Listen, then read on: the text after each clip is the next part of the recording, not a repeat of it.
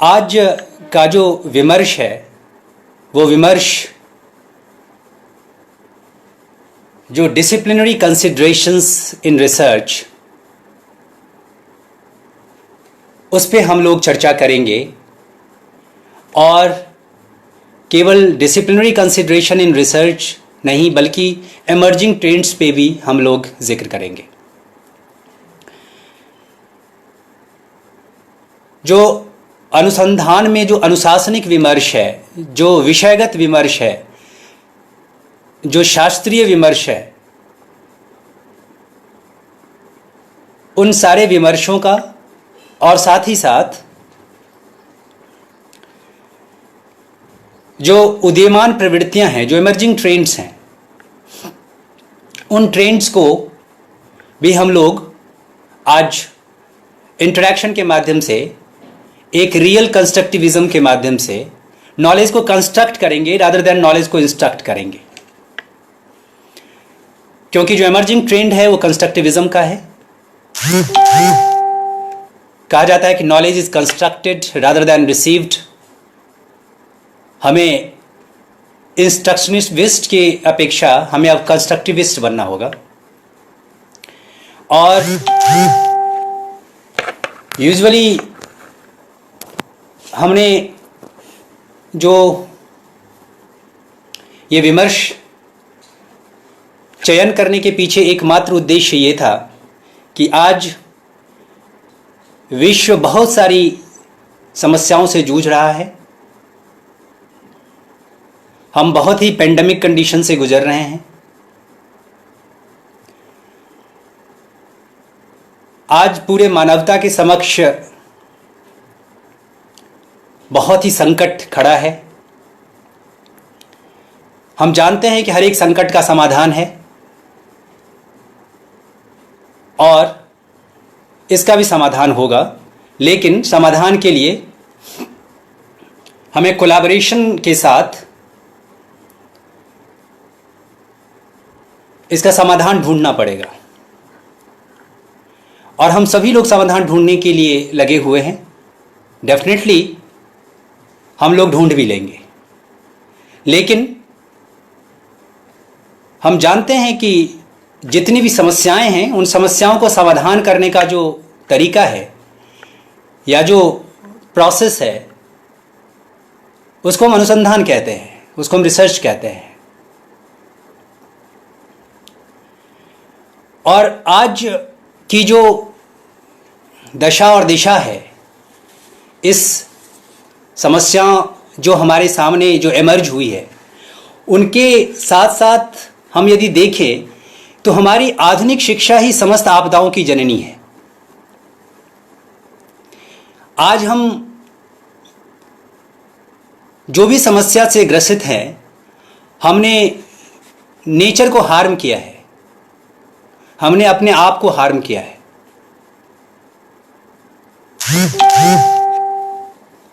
और इस तरीके से यदि हम देखें तो हमारे लिए एक बहुत बड़ी चुनौती है कि इन कंडीशन से हम कैसे गुजरें।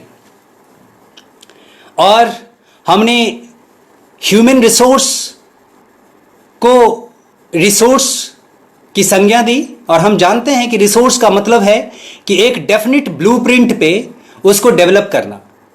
लेकिन मैं इससे डिसएग्री करता हूं।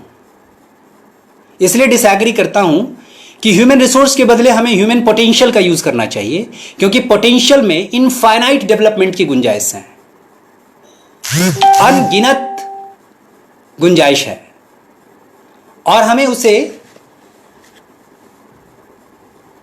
समझना चाहिए।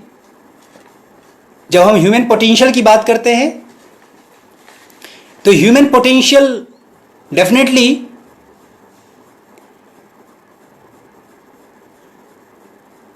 हम जानते हैं कि एक ह्यूमन बीइंग बहुत ही क्रिएटिव बीइंग है, और उस क्रिएटिविटी की वजह से हमने प्रकृति को नुकसान भी पहुंचाया है। लेकिन आज ये एक बहुत सही वक्त है जहां पे हम अपने पूरी शिक्षा को, पूरे अनुसंधान को, नॉलेज जनरेशन के प्रोसेस को हम रीडिफाइन करें, हम रीएस्टैब्लिश करें।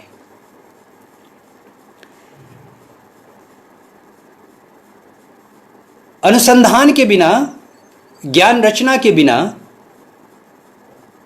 वर्ल्ड के न्यू डायमेंशंस जितने भी हैं हम उनको नहीं समझ सकते।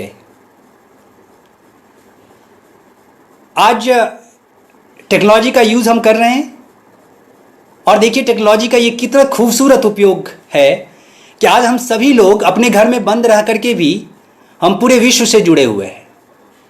ये इसका पॉजिटिव एस्पेक्ट है। लेकिन यही टेक्नोलॉजी जब प्रोपेगेंडा को स्प्रेड करने के लिए जब यूज़ होता है तो उसका एक ये नेगेटिव एस्पेक्ट है।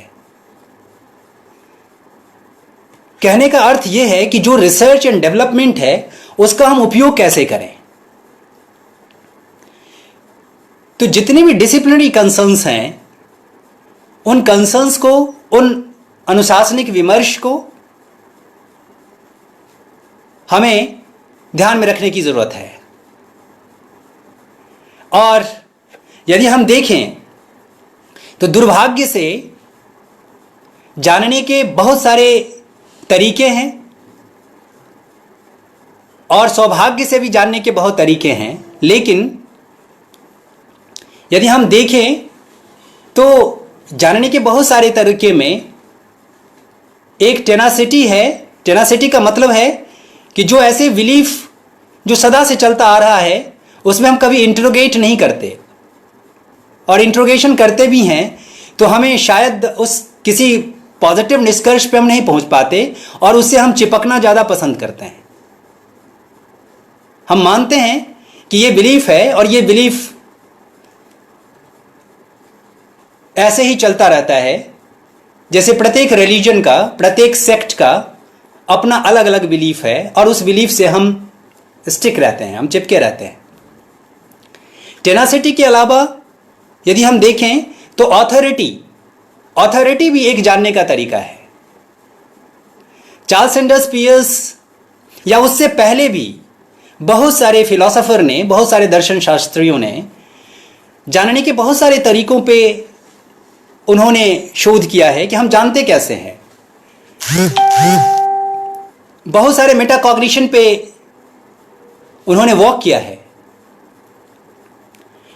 और हम जानते हैं कि मेटाकॉग्निशन का मतलब है कि कॉग्निशन का कॉग्निशन करना, संज्ञान के बारे में चिंतन करना कि हम कैसे सोचते कैसे हैं, हम समझते कैसे हैं, इसके बारे में चिंतन करना। तो एक तरीका टेनासिटी का है, दूसरा तरीका ऑथोरिटी का है। ऑथोरिटी का मतलब है कि इफ वेदास से so that's why it's correct. यदि वेद ये कह रहा है तो इसलिए ये सही है, क्योंकि वेद को हमने एक ऑथोरिटी माना हुआ है। Quran says so that's why it's correct, Bible says so that's why it's correct. एक नोटेड फिजिशियन, नोटेड फिजिसिस्ट यदि कहते हैं तो हम मान लेते हैं। एक रिनाउंड प्रोफेसर यदि कुछ कहता है तो हम मान लेते हैं। क्यों? क्योंकि हम मानते हैं कि वो नॉलेज की अथॉरिटी उनके पास है और जो वो कहेंगे वो सही ही कहेंगे। टेनासिटी, ऑथोरिटी के बाद एक और हम लेते हैं अप्रायरी। अप्रायरी जो है वो डेफिनेटली हम तर्क के माध्यम से नॉलेज को गेन करने की कोशिश करते हैं, जिसको हम रेशनलिज्म भी कहते हैं, क्योंकि तर्क हमारे लिए एक नॉलेज का बहुत बड़ा टूल है। तर्क हम बहुत तरीके से कर सकते हैं, चाहे वो डिडक्टिव फॉर्म में हो, चाहे वो इंडक्टिव फॉर्म में हो, आगमन के तरीके हों, निगमन के तरीके हों, या ट्रांसडक्टिव फॉर्म में हो, या कभी कभी एबडक्टिव फॉर्म में हो।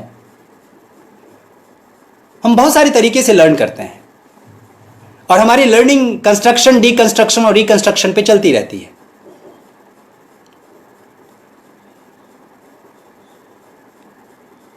तो एक नॉलेज है, knowledge with reason, knowledge with logic. एक दूसरा तरीका है अपोस्टेरियरी। अपोस्टेरियरी जो है वो नॉलेज विद एक्सपीरियंस, कि जब तक हमें खुद अनुभव नहीं होता तब तक हम उसको सही नहीं मानते। यानी कि अनुभव एक बहुत ही, हम कहते हैं कि अनुभव जो है हमारा सबसे बड़ा शिक्षक है। इसीलिए जितने भी लेटेस्ट पैराडाइम हैं उसमें हम बच्चों के अनुभव पे ज़्यादा जोर डालते हैं। जितने भी आप नेशनल इंटरनेशनल डॉक्यूमेंट्स देखें जो पेडागॉजिक सर्कल में विद्यमान हैं, जो एंड्रागॉजिक सर्कल में विद्यमान हैं, वो कहते हैं कि आपको अनुभव देना चाहिए और अनुभव से बड़ा कोई गुरु नहीं है। वैसा ही जैसा एक अश्व या हॉर्स का यदि हम मीनिंग बताते हैं किसी को, तो हम कहते हैं कि डिक्शनरी कंसल्ट करो। लेकिन मैं क्या आपसे पूछता हूं कि क्या हॉर्स का मीनिंग या अश्व का मीनिंग डिक्शनरी में विद्यमान है? तो मैं कहूंगा नहीं, वो विद्यमान नहीं है, क्योंकि अश्व तो या तो जंगल में हमें उसके अर्थ को ढूंढने होंगे या अस्तबल में ढूंढने होंगे। डिक्शनरी तो केवल एक समानार्थी अर्थ को बता देगा, समानार्थी शब्द को बता देगा, तो वो समानार्थक ढूंढने के लिए वो एक इंपॉर्टेंट एस्पेक्ट है। उससे हमें डिनोटेशन तो मिल सकता है, लेकिन हमें कॉनोटेशन नहीं मिल सकता है। कॉनोटेशन का मतलब होता है कि जब एक्सपीरियंस से जब हम एडिशनल मीनिंग को शेयर करते हैं। और हम जानते हैं कि रिसर्च एक केवल डिनोटेशन का प्रोसेस नहीं है, बल्कि कॉनोटेशन का भी प्रोसेस है, कॉनोटेशन को एक्सप्लोर करने का प्रोसेस है। और उसके अलावा यदि हम देखें तो हमारे लिए बहुत इंपॉर्टेंट एस्पेक्ट ये भी है कि एक जो सबसे हम सोफिस्टिकेटेड मेथड मानते हैं, जो एक इंपॉर्टेंट जो मेथड है जिसको हम साइंटिफिक इंक्वायरी भी कहते हैं, और साइंटिफिक इंक्वायरी को रिसर्च से हम ज्यादा कोरिलेट करते हैं। जबकि रिसर्च केवल साइंटिफिक इंक्वायरी से नहीं, बल्कि बहुत सारी विधाएं ऐसे भी हैं जिससे हम अपने अंतःकरण को भी जानते हैं, और उसके लिए साइंटिफिक इंक्वायरी बहुत जरूरी नहीं है। लेकिन जो मॉडर्न साइंस है, जिसने हमें बेनिफिट करने के बजाय हमारा अहित बहुत ज्यादा किया है, हमने बहुत सारे ऐसे ऐसे इक्विपमेंट्स क्रिएट किए हैं जो ह्यूमैनिटी के लिए कहीं कोई जरूरत नहीं है, ना तो इस नेचर के लिए जरूरत है। केवल हम अपनी उत्सुकता के आधार पे, न जाने हम अपने डिस्ट्रक्शन के लिए हमने बहुत सारे हथियारों का जखीरा डेवलप किया हुआ है, और पूरी दुनिया कहती है कि इसकी कोई जरूरत नहीं है, लेकिन फिर भी हम डेवलप करते हैं। अंधी दौड़ में हम पड़े हुए हैं। तो क्या जानने के तरीके में चेंज होना चाहिए?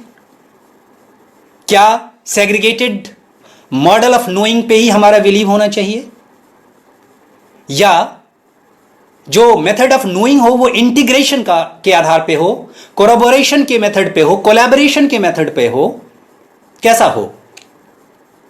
और इस विमर्श में आज हम लोग इसको देखेंगे।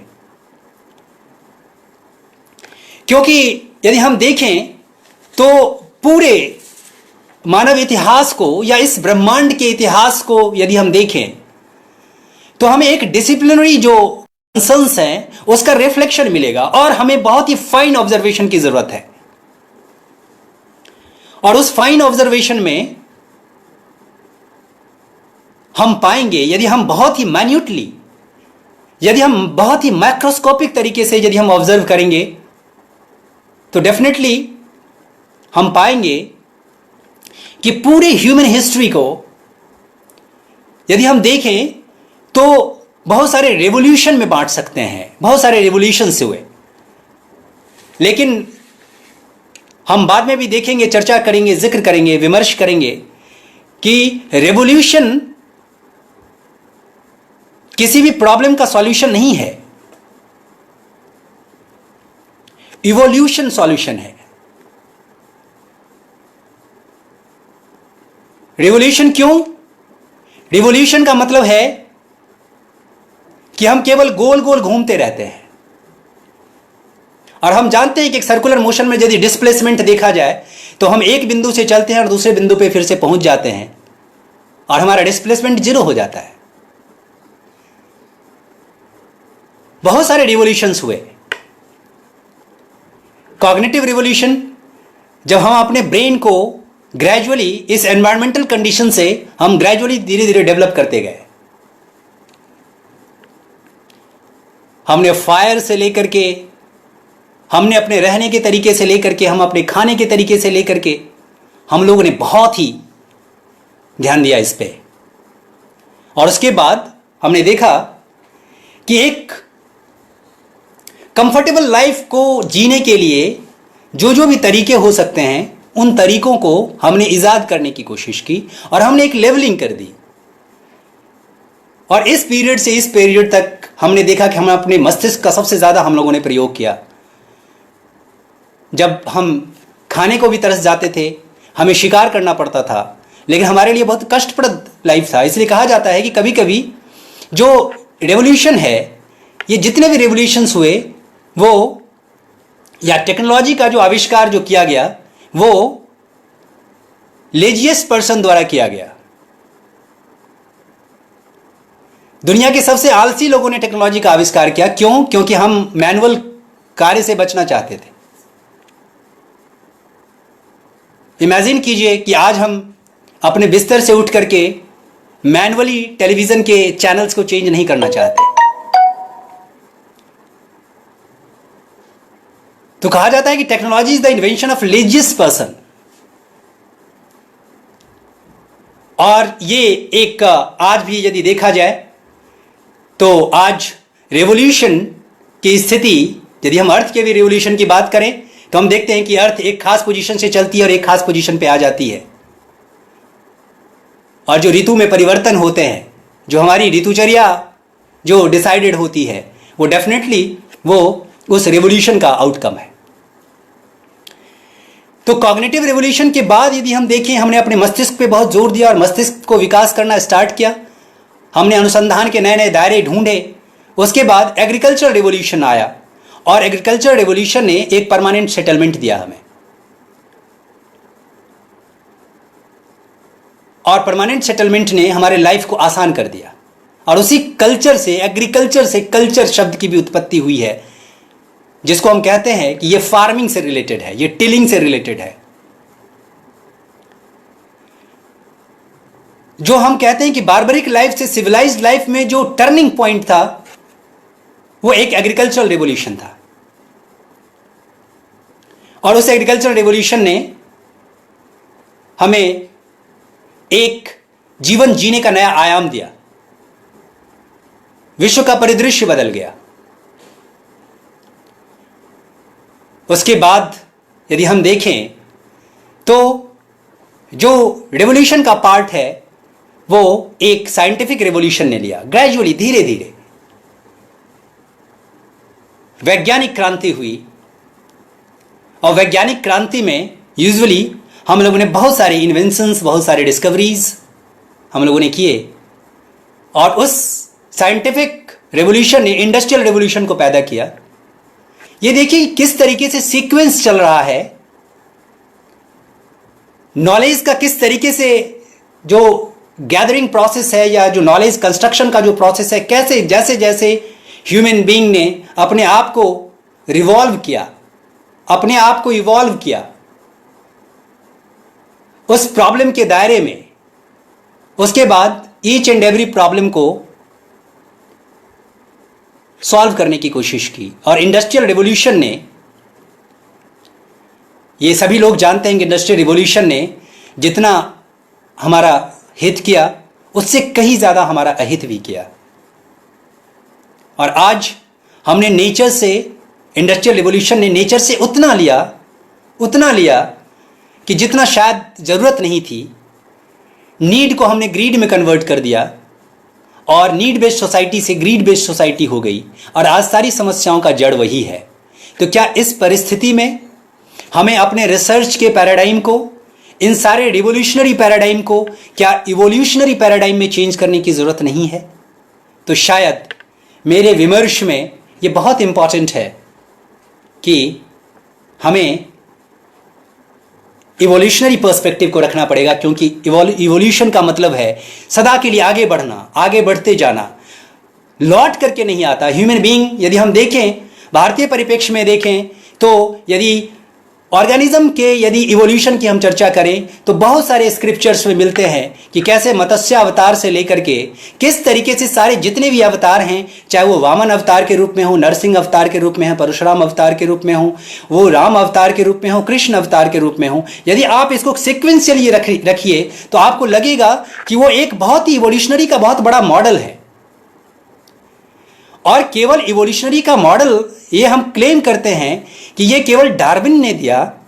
ये कितनी आश्चर्य की बात है कि इवोल्यूशनरी का मॉडल, ये विकासवादी मॉडल न जाने कब से चला आ रहा है, कब से हम लोगों ने इस सभ्यता और संस्कृति को समझने की कोशिश की है। और हम जानते हैं कि ये जो इंपॉर्टेंट जो कंसिडरेशन है या जो कंसर्न्स हैं, ये हमारे लिए आज उस मत्स्य अवतार से लेकर के जो कृष्णा अवतार और उससे ऊपर जो एक सुपर ह्यूमन बीइंग का जो एक कॉन्सेप्ट है, सुपर माइंड का जो कॉन्सेप्ट है, लेकिन सुपर माइंड कंस्ट्रक्शन के लिए, डिस्ट्रक्शन के लिए नहीं। क्योंकि जैसे जैसे अब अवतार का भी सीक्वेंस देखते होंगे तो उसमें उतनी ही करुणा, उतनी ही ममता, उतना ही प्यार, ये ग्रेजुअली धीरे धीरे इवॉल्व किया है। आप यदि देखेंगे तो नरसिंह अवतार में एग्रेशन ज्यादा था, परशुराम अवतार में भी एग्रेशन ज्यादा था, लेकिन ग्रेजुअली जैसे वो राम और कृष्ण पे आए तो एक इवोल्यूशनरी का मॉडल बहुत ही पीसफुल होता गया। नॉलेज जनरेशन का भी और इवोल्यूशन का भी मॉडल उस नेचर के इवोल्यूशन के तादाद में होना चाहिए। और वहीं से एक खास तरीके का जो डिस्कोर्स है, ये डिस्कोर्स स्टार्ट हो जाता है। इस तरीके से यदि हम देखें तो हमारे लिए एक बहुत इंपॉर्टेंट कंसर्न है कि हम किस तरीके से नॉलेज जनरेशन को हम रीडिफाइन करें, हम उसको डिफाइन करें, हम उसको डिफाइन करें। और इसी बात की चर्चा यदि हम देखें तो आपने गौर किया होगा, जितने भी एजुकेशन के यहाँ पे जितने भी पेडागॉग्स, एंडागॉग्स, एकेडमिशियंस और रिसर्चर्स यहाँ पे इस प्लेटफॉर्म से जुड़े हुए हैं, हम जानते हैं कि रिसर्च को, लर्निंग को रीडिफाइन करने के लिए कि 21st सेंचुरी में एजुकेशन का मॉडल क्या होना चाहिए, क्योंकि 20th सेंचुरी ने बहुत सारे जेनोसाइडल्स वॉर्स देखे, ऐसे वॉर्स जिसमें नरसंहार हुआ। और आज के इस पॉइंट ऑफ टाइम पे भी यदि हम देखें तो आज भी वही नरसंहार की स्थिति बनी हुई है। उस समय में यह था कि उस समय में फिजिकल वेपन से हमने नरसंहार किया, और आज एक ऐसा वेपन है जिस वेपन जो अदृश्य है, इनविजिबल है, और वो हमारे लेबोरेटरी की उपज है, वो हमारे साइंस की उपज है। नेचर ने इसे प्रोड्यूस नहीं किया। हमारे आज के जो मॉडर्न साइंटिफिक जो ट्रेडिशंस हैं, उस ट्रेडिशन ने इसको नए तरीके से, इस नरसंहार की जो स्थिति बनी हुई है, आज हमें इस स्थिति पे लाके खड़ा कर दिया है। तो क्या अनुसंधान या शोध का विमर्श इस पेंडेमिक के दौरान और इसके बाद यदि लॉकडाउन या ये पेंडेमिक से यदि हम उबर जाते हैं, उबरने की हिम्मत भी रखते हैं और उबरने की शायद आशा भी रखते हैं, लेकिन गॉड नोज, नेचर नोज कि उसका क्या ग्रैंड प्लान है, उस कॉस्मोस में क्या प्लान चल रहा है। लेकिन हम आशा करते हैं कि यदि स्थिति सामान्य हुई तो हमें पूरे एजुकेशनल पैराडाइम को चेंज करने की जरूरत पड़ेगी। यह एक बैकग्राउंड है इस विमर्श का कि आज इस टॉपिक पे या इस विमर्श पे आज हम क्यों एकत्रित हैं। जब हम ये देखें तो एक यूनेस्को का भी रिपोर्ट जो हमेशा मैं कोट करता हूं, साइट करता हूं, मेरे लिए बहुत ही वो प्रिय डॉक्यूमेंट है और मैं उसे बार बार पढ़ने की कोशिश करता हूं, learning the treasure within. और learning the treasure within में डेलर्स रिपोर्ट, जिसको कहते हैं जैक्विस डेलर्स रिपोर्ट, जिसमें 4 जो डायमेंशंस हैं, चारों डायमेंशंस में सबसे पहले देखिए स्टार्ट कहां से होता है, लर्निंग टू नो। मीन्स क्या ये रिसर्च यहां से स्टार्ट होता है। यानी कि जीवन को जीने के लिए सबसे पहले हमें रिसर्च कैसे किया जाना चाहिए, नोइंग कैसा होना चाहिए, नोइंग का मॉडल कैसा होना चाहिए, एपिस्टेमोलॉजिकल स्टैंसेस क्या होने चाहिए, ज्ञान मीमांसा कैसी होनी चाहिए, किस तरीके से ज्ञान को, कौन से मॉडल को हमें ऑप्ट करना चाहिए। यानी कि पहला जो डायमेंशन है वो लर्निंग टू नो का है। उसका बहुत ही विशद अर्थ है, उसका बहुत ही व्यापक अर्थ है। और लर्निंग टू नो जो है वो कंप्लीटली जो बेस्ड है हमारे रिसर्च पे। हम अपने आप पे रिसर्च करें, हम पहले जानें कि कैसे हम सीखते हैं, इसके बारे में सीखना बहुत जरूरी है। यानी कि ये मेटाकॉग्निशन का पार्ट है लर्निंग टू नो। इसके बाद लर्निंग टू डू। हम केवल ज्ञान अर्जित करके नहीं, हम उसे करके भी टेस्ट करें। कंस्ट्रक्टिविस्ट का मॉडल इससे बड़ा क्या हो सकता है कि हम जानते हैं कि जिसको हम केवल सुनते हैं विस्मृत हो जाता है, हम जब देखते हैं तो थोड़ा सा याद रहता है, लेकिन जब हम करते हैं तो हमें समझ में आ जाता है। यानी कि जो इनएक्टिव मॉडल है, और उसको बाद में आपने देखा होगा कि बहुत सारे फिलोसोफर्स ने, साइकोलॉजिस्ट ने उसको अपने मॉडल में इनकॉर्पोरेट किया। कि सबसे पहले इनएक्टिव मॉडल, ब्रूनर भी कहते हैं, जितने भी हमारे पुराने स्क्रिप्चर्स उनको उन्होंने रीवैलिडेट करने का काम किया है कि इनएक्टिव मॉडल, सिंबॉलिक मॉडल और आइकॉनिक मॉडल। आइकॉनिक मॉडल जो इनएक्टिव मॉडल है, इनएक्टिव मॉडल एक हमारे माइंड में आइकॉन क्रिएट करता है और वो आइकॉन हमारे माइंड में एक सिंबल क्रिएट करता है। सिंबॉलिक जो है वो सबसे लिस्ट इफेक्टिव है, इनएक्टिव मॉडल सबसे ज्यादा, इसलिए लर्निंग टू डू बहुत इंपॉर्टेंट है। फिर लर्निंग टू लिव टुगेदर, हम ऐसा जानें, हम ऐसा करें कि सहयोग की भावना का विकास हो। रिसर्च का मॉडल इस तरीके से होना चाहिए, कोलैबोरेशन के मॉडल पे होना चाहिए, लर्निंग टू लिव टुगेदर के मॉडल पे होना चाहिए। उसके बाद लर्निंग टू बी, ये सबसे हम अपने अंदर के जो सेल्फ, हमारे अंदर का जो सेल्फ है, हम सेल्फ इंजीनियरिंग करें, हम इनर इंजीनियरिंग करें। आउटर इंजीनियरिंग तो बहुत ही एटर्नल नहीं है, उसमें एटर्निटी नहीं है। सबसे पहले बाहर का नेचर और अंदर के नेचर में तादाद में होना चाहिए, और ये रिसर्च के माध्यम से हमें जानकारी प्राप्त करनी होगी कि ये जो बाहर का नेचर है और जो हमारे अंदर का जो नेचर है उसमें कितना रिजेंबलेंस है। इस रिजेंबलेंस को डिफाइन करने के लिए हमें आज एक नए तरीके के नॉलेज के पैराडाइम की जरूरत है, नॉलेज कंस्ट्रक्शन की जरूरत है। और जितने भी इस तरीके के मॉडल हैं उनको डीकंस्ट्रक्ट करने की जरूरत है। डीकंस्ट्रक्शन बहुत इंपॉर्टेंट है, क्योंकि हम जानते हैं कि डी लर्निंग के बाद ही री लर्निंग हो सकती है और लर्निंग हो सकती है। हमारे माइंड में जितने भी कूड़े, गार्बेज जो है पड़े हुए हैं उनको हटाना पड़ेगा, उसको रीडिफाइन करना पड़ेगा। इस तरीके से हमारे लिए बहुत इंपॉर्टेंट है कि हम इन चारों मॉडल्स पे, चाहे learning to know, learning to do, learning to be, learning to live together, इन सभी को हमें इनकॉर्पोरेट करना पड़ेगा अपने मॉडल में। और शायद इस मॉडल के आधार पे फिर हम बहुत ही एक विकास और जो जीवन दोनों का ही लक्ष्य क्या है, एक सस्टेनेबिलिटी। विकास भी सस्टेनेबल होना चाहिए, लाइफ को भी सस्टेनेबल बनाना पड़ेगा। और इसके लिए एक ही उपक्रम है, तो वो रिसर्च का उपक्रम है, वो जानने के तरीके का उपक्रम है। उसके बिना हम बिल्कुल एक नया ब्रह्मांड क्रिएट नहीं कर सकते। ब्रह्मांड का मतलब केवल फिजिकल नहीं, हम जो एक नेचुरल जो एक सोसाइटल जो एक फ्रेमवर्क है, उस सोसाइटल फ्रेमवर्क को भी रीडिफाइन करने की जरूरत पड़ेगी। एक बहुत इंपॉर्टेंट बुक है सेपियंस, जो हरारी की बुक है, बहुत ही फेमस बुक है नोवाल हरारी का, जिसमें हमने देखा है और बहुत ही ब्यूटीफुली उन्होंने कोट किया है कि किस तरीके से हिस्ट्री का टाइमलाइन है। हिस्ट्री का टाइमलाइन को यदि हम देखें तो हमें डिसिप्लिन किस तरीके से इमर्ज हुआ है, इसको उन्होंने बहुत ही ब्यूटीफुली कोट किया है।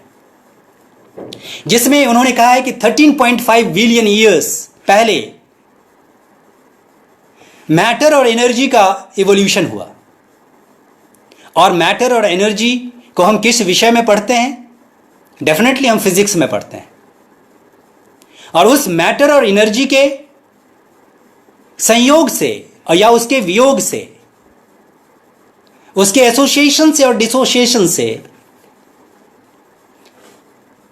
एटम और मॉलिक्यूल का आविर्भाव होता है, उसकी उत्पत्ति होती है, जिसे हम केमिस्ट्री कहते हैं। केमिस्ट्री का हम केमिस्ट्री में स्टडी करते हैं उसका। और जब एटम और मॉलिक्यूल का जब एक डेफिनेट कॉम्बिनेशन बनता है तो डेफिनेटली ऑर्गेनिज्म का डेवलपमेंट होता है। और लाइफ ऑर्गेनिज्म, जिसका हम बायोलॉजी में स्टडी करते हैं, तो 13.5 बिलियन ईयर्स जिसमें मैटर और एनर्जी की उत्पत्ति होना, यानी कि फिजिक्स और केमिस्ट्री जैसे विषय का जो आउटलाइन है या जो उसका सब्जेक्ट मैटर है, इसको ये करना। उसके बाद 4.5 billion formation of planet earth, जो 4.5 जो बिलियन ईयर्स एगो जो ये फॉर्मेशन ऑफ जो अर्थ है उसका एक ये होना, और उस प्लैनेट अर्थ पे नए जीवन का विकास होना 3.5 बिलियन ईयर्स एगो। और फिर 70,000 ईयर्स बिफोर जो होमोसेपियंस का आना। हम जानते हैं होमोसेपियंस का मतलब है कि एक ऐसा बीइंग जिसमें विजडम है, जिसमें क्रिएटिविटी है। और जब होमोसेपियंस हुआ, क्योंकि होमोसेपियंस में एक जो होमो और विजडम जो लगा हुआ है, इस तरीके से यदि हम देखें तो होमोसेपियंस ने एक साथ रहना सीखा, सोसाइटी का फॉर्मेशन किया, और सोसाइटी के फॉर्मेशन से नए कल्चर का आविर्भाव हुआ। और जब हम कल्चरल जितने भी विषय हैं, चाहे वो आर्ट्स के रूप में हो, चाहे वो ह्यूमैनिटीज के रूप में हो, चाहे वो सोशल साइंसेज के रूप में हो, इन सब का आविर्भाव हुआ। इस तरीके से जो डिसिप्लिनरी जो इवोल्यूशन है वो किस तरीके से इवॉल्व हुआ। और हम जानते हैं कि जो सबसे हायर ऑर्डर का जो इवोल्यूशनरी जो स्पेसीज होता है, उसमें वो सारे लक्षण पाए जाते हैं जो उनके लोअर ऑर्गेनिज्म में पाया जाता है। जैसे हम देखते हैं कि एक हम स्केल्स की बात करें, रिसर्च में हम स्केल्स की बात करते हैं, मेजरमेंट की बात करते हैं, तो मेजरमेंट में हम बहुत सारे स्केल्स की बात करते हैं, nominal, ordinal, interval and ratio. हम जानते हैं कि रेशियो में वो सारे फीचर्स पाए जाते हैं जो नॉमिनल में पाए जाते हैं। मीन्स क्या कि जो हायर ऑर्डर का जो इवोल्यूशनरी स्केल है, ऑर्गेनिज्म का हो चाहे किसी भी स्केल का हो, उसमें लोअर लेवल के सारे फीचर्स पाए जाते हैं। यानी कि जब होमोसेपियंस और होमोसेपियंस सेपियंस केवल विजडम नहीं, जो सुपर विजडम है, हमने सुपर विजडम को इवॉल्व किया है, लेकिन अनफॉर्चुनेटली इस विजडम का प्रयोग हम अपने ही विनाश के लिए कर रहे हैं। ये शायद मनुष्य ही एक ऐसा प्राणी है जो अपने विनाश के लिए वो सारे सरंजाम जुटा के रखता है। रूसो का बहुत ही फेमस स्टेटमेंट है कि मनुष्य जन्म तो लेता स्वतंत्र है, लेकिन वो सर्वत्र बंधनों से घिरा रहता है। सारे फेटर्स हम अपने ऊपर रख लेते हैं। क्या ज्ञान हमारे लिए केवल फेटर्स क्रिएट करने के लिए है? तो हमारा जो मॉडल है वो मॉडल साविद्या या विमुक्ते का मॉडल है, यानी कि रिसर्च का मॉडल ऐसा है कि जो हमें अज्ञानता से मुक्ति दिलाए। मीन्स क्या कि जो ट्रेडिशनल पैटर्न है, इस पैटर्न को आज चेंज करने की जरूरत है। तो डिसिप्लिनरी कंसर्न्स में हमने देखा कि किस तरीके से ये इवोल्यूशन हुआ है। डिसिप्लिन जैसे जैसे ह्यूमन बीइंग इवॉल्व किया है, वैसे वैसे डिसिप्लिन भी इवॉल्व हुआ है। जैसे जैसे अर्थ का इवोल्यूशन हुआ, जैसे जैसे यूनिवर्स का इवोल्यूशन हुआ, वैसे वैसे डिसिप्लिनरी इवोल्यूशन भी हुए और उसकी बारीकियों को हमें समझने की जरूरत है। मीन्स क्या कि आज चाहे वो कॉग्निटिव रिवोल्यूशन हो, एग्रीकल्चरल रिवोल्यूशन हो, चाहे साइंटिफिक रिवोल्यूशन हो, या इंडस्ट्रियल रिवोल्यूशन हो, या आईटी रिवोल्यूशन हो, या आर्टिफिशियल इंटेलिजेंस, या डीप लर्निंग, या मशीन लर्निंग, आज जो जितने भी जो लेटेस्ट पैराडाइम है, लेकिन केवल अपने रीजन को डेवलप करना अपने डिस्ट्रक्शन के लिए, ये शायद आज हमें इस पॉइंट ऑफ टाइम पे आज हम सभी लोग चिंतित हैं कि आखिर रिसर्च का या नोइंग का या इस अल्टीमेटली सोसाइटी का क्या मॉडल होना चाहिए।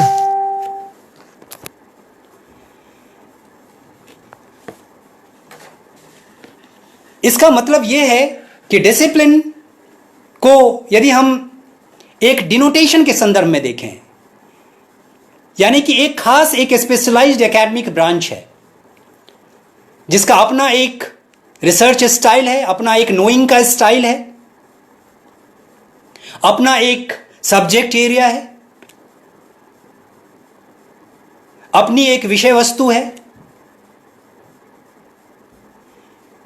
तो डिसिप्लिन को समझना और डिसिप्लिन का जो बायोलॉजिकल कॉनोटेशन है, इसको समझना बहुत जरूरी है,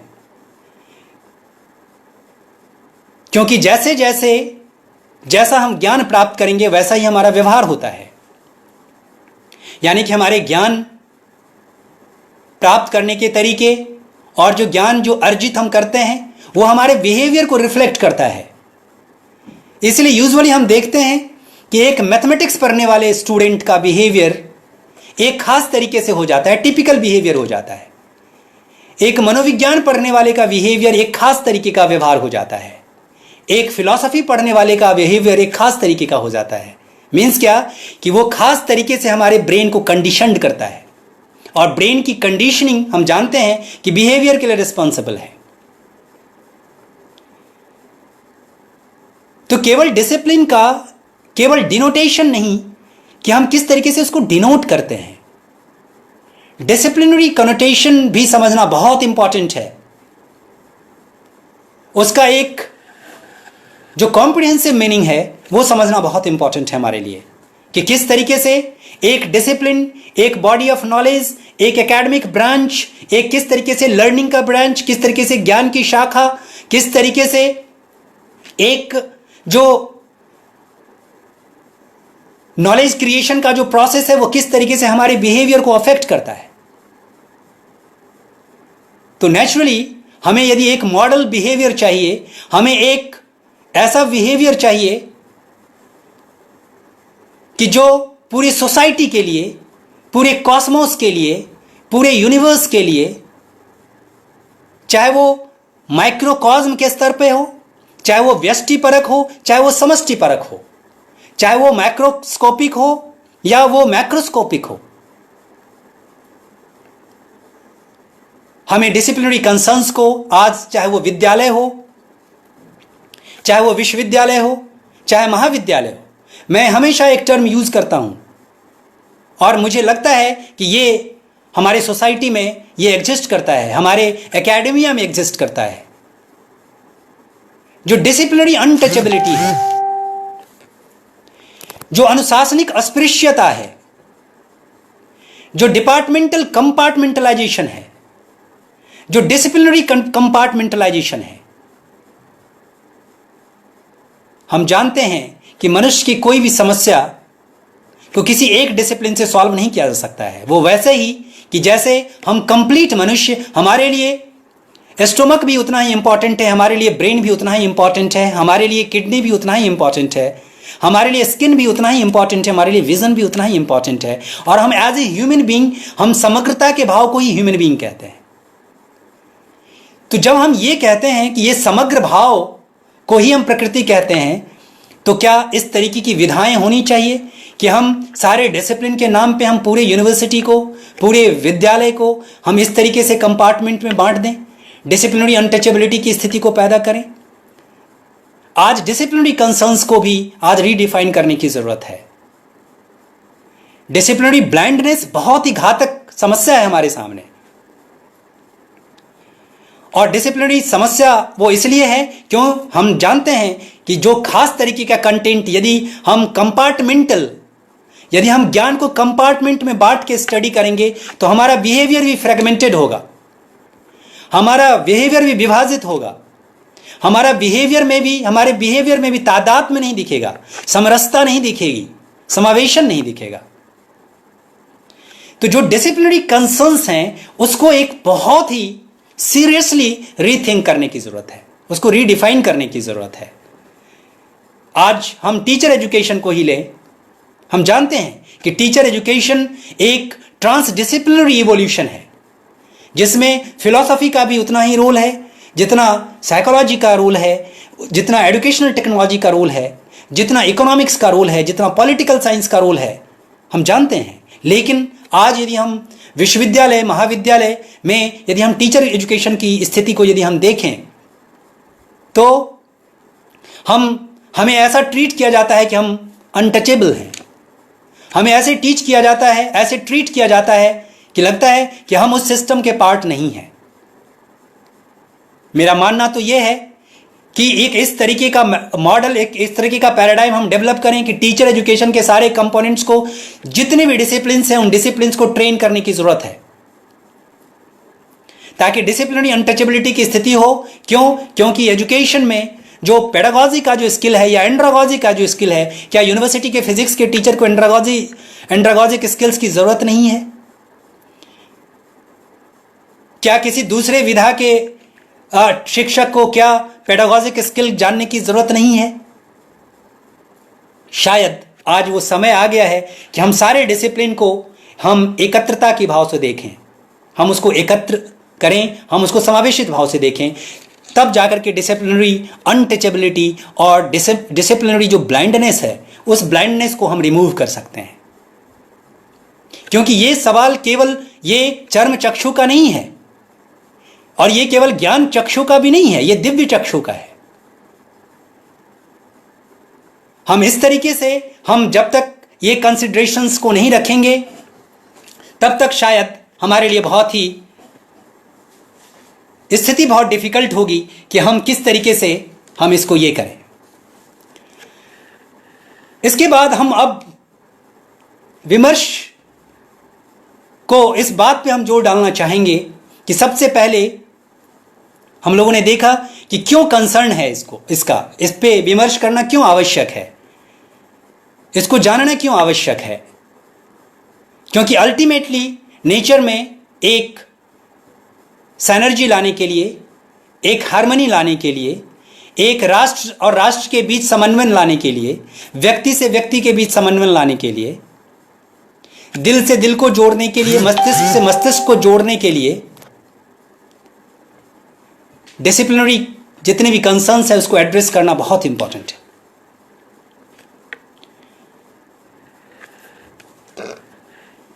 इसके बाद विमर्श का जो अगला पड़ाव है, जो फिलॉसफिकल जो कनोटेशन है रिसर्च के, ये भी जानना बहुत इंपॉर्टेंट है। किस तरीके से किन किन मेथड से हम जानते हैं और जानने का केवल एक तरीका सबसे अच्छा है या हम एक ही चीज को डिफरेंट एंगल से देख सकते हैं। क्योंकि हम जानते हैं कि यदि हम एक अपने चश्मे का, अपने ग्लास का कलर यदि हम ब्लू रख लेते हैं तो पूरी दुनिया हमें ब्लू दिखती है, यदि हम येलो रख लेते हैं तो पूरी दुनिया हमें येलो दिखती है। इसका मतलब ये नहीं है कि दुनिया का कलर चेंज हो गया, इसका मतलब ये नहीं है कि दुनिया ने अपना रंग बदलना स्टार्ट कर दिया है। नहीं, हमने अपने विजन को बदला है। यानी कि जैसे जैसे विजन बदलता जाता है वैसे वैसे दुनिया हमें डिफरेंट कलर की दिखने लगती है। तो जब हमारे लिए विजन ही इतना इंपॉर्टेंट है तो क्यों ना हमें अपने विजन को शार्प करना चाहिए। और विजन को शार्पन करने का एक ही तरीका है शोध, अनुसंधान, जानने के तरीके। तो जानने के तरीके को समझना पड़ेगा। क्या हम ये जानें कि सत्य केवल एक है? क्या हम ये जाने कि सत्य केवल दो है, या हम ये जाने कि सत्य अनेक हैं, या एक ही सत्य को देखने के तरीके बिल्कुल अलग अलग हैं?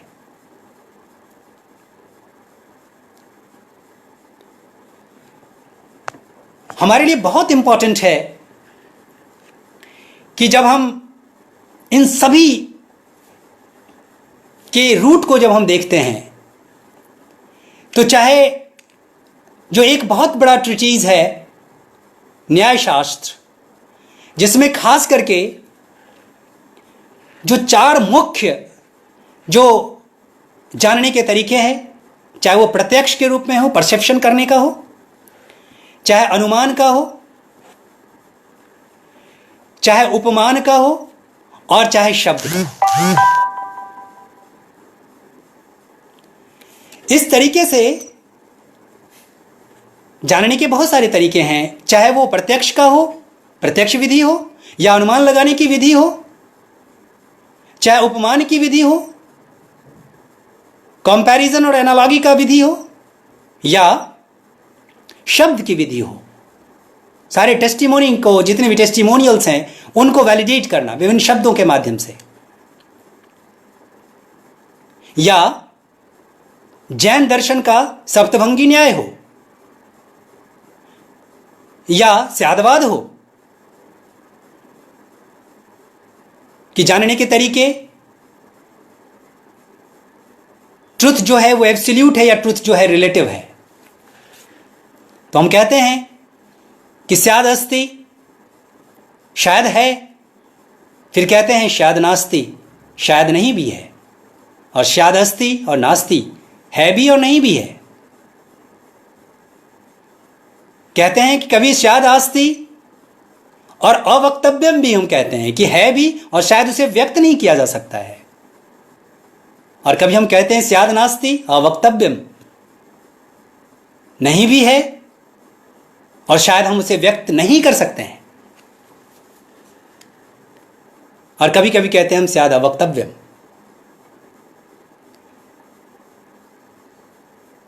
हमारे दर्शन की परंपरा बहुत ही विशाल रही है, व्यापक रही है। जानने के तरीके बहुत सारे रहे हैं। वेस्टर्न फिलॉसफर ने भी tenacity, authority, a priori, a posteriori, positivism, empiricism, logical positivism, logical empiricism, बहुत सारे तौर तरीकों को डेवलप किया। लेकिन जानने के तरीके तो हमारे पास बहुत हैं, लेकिन हम एक चीज नहीं जानते हैं कि उनको इंटीग्रेट कैसे किया जाए। और हम इंटीग्रेशन इसलिए नहीं जानते हैं कि सबसे पहले हम यही नहीं समझ पाते हैं कि हमारी समस्या क्या है।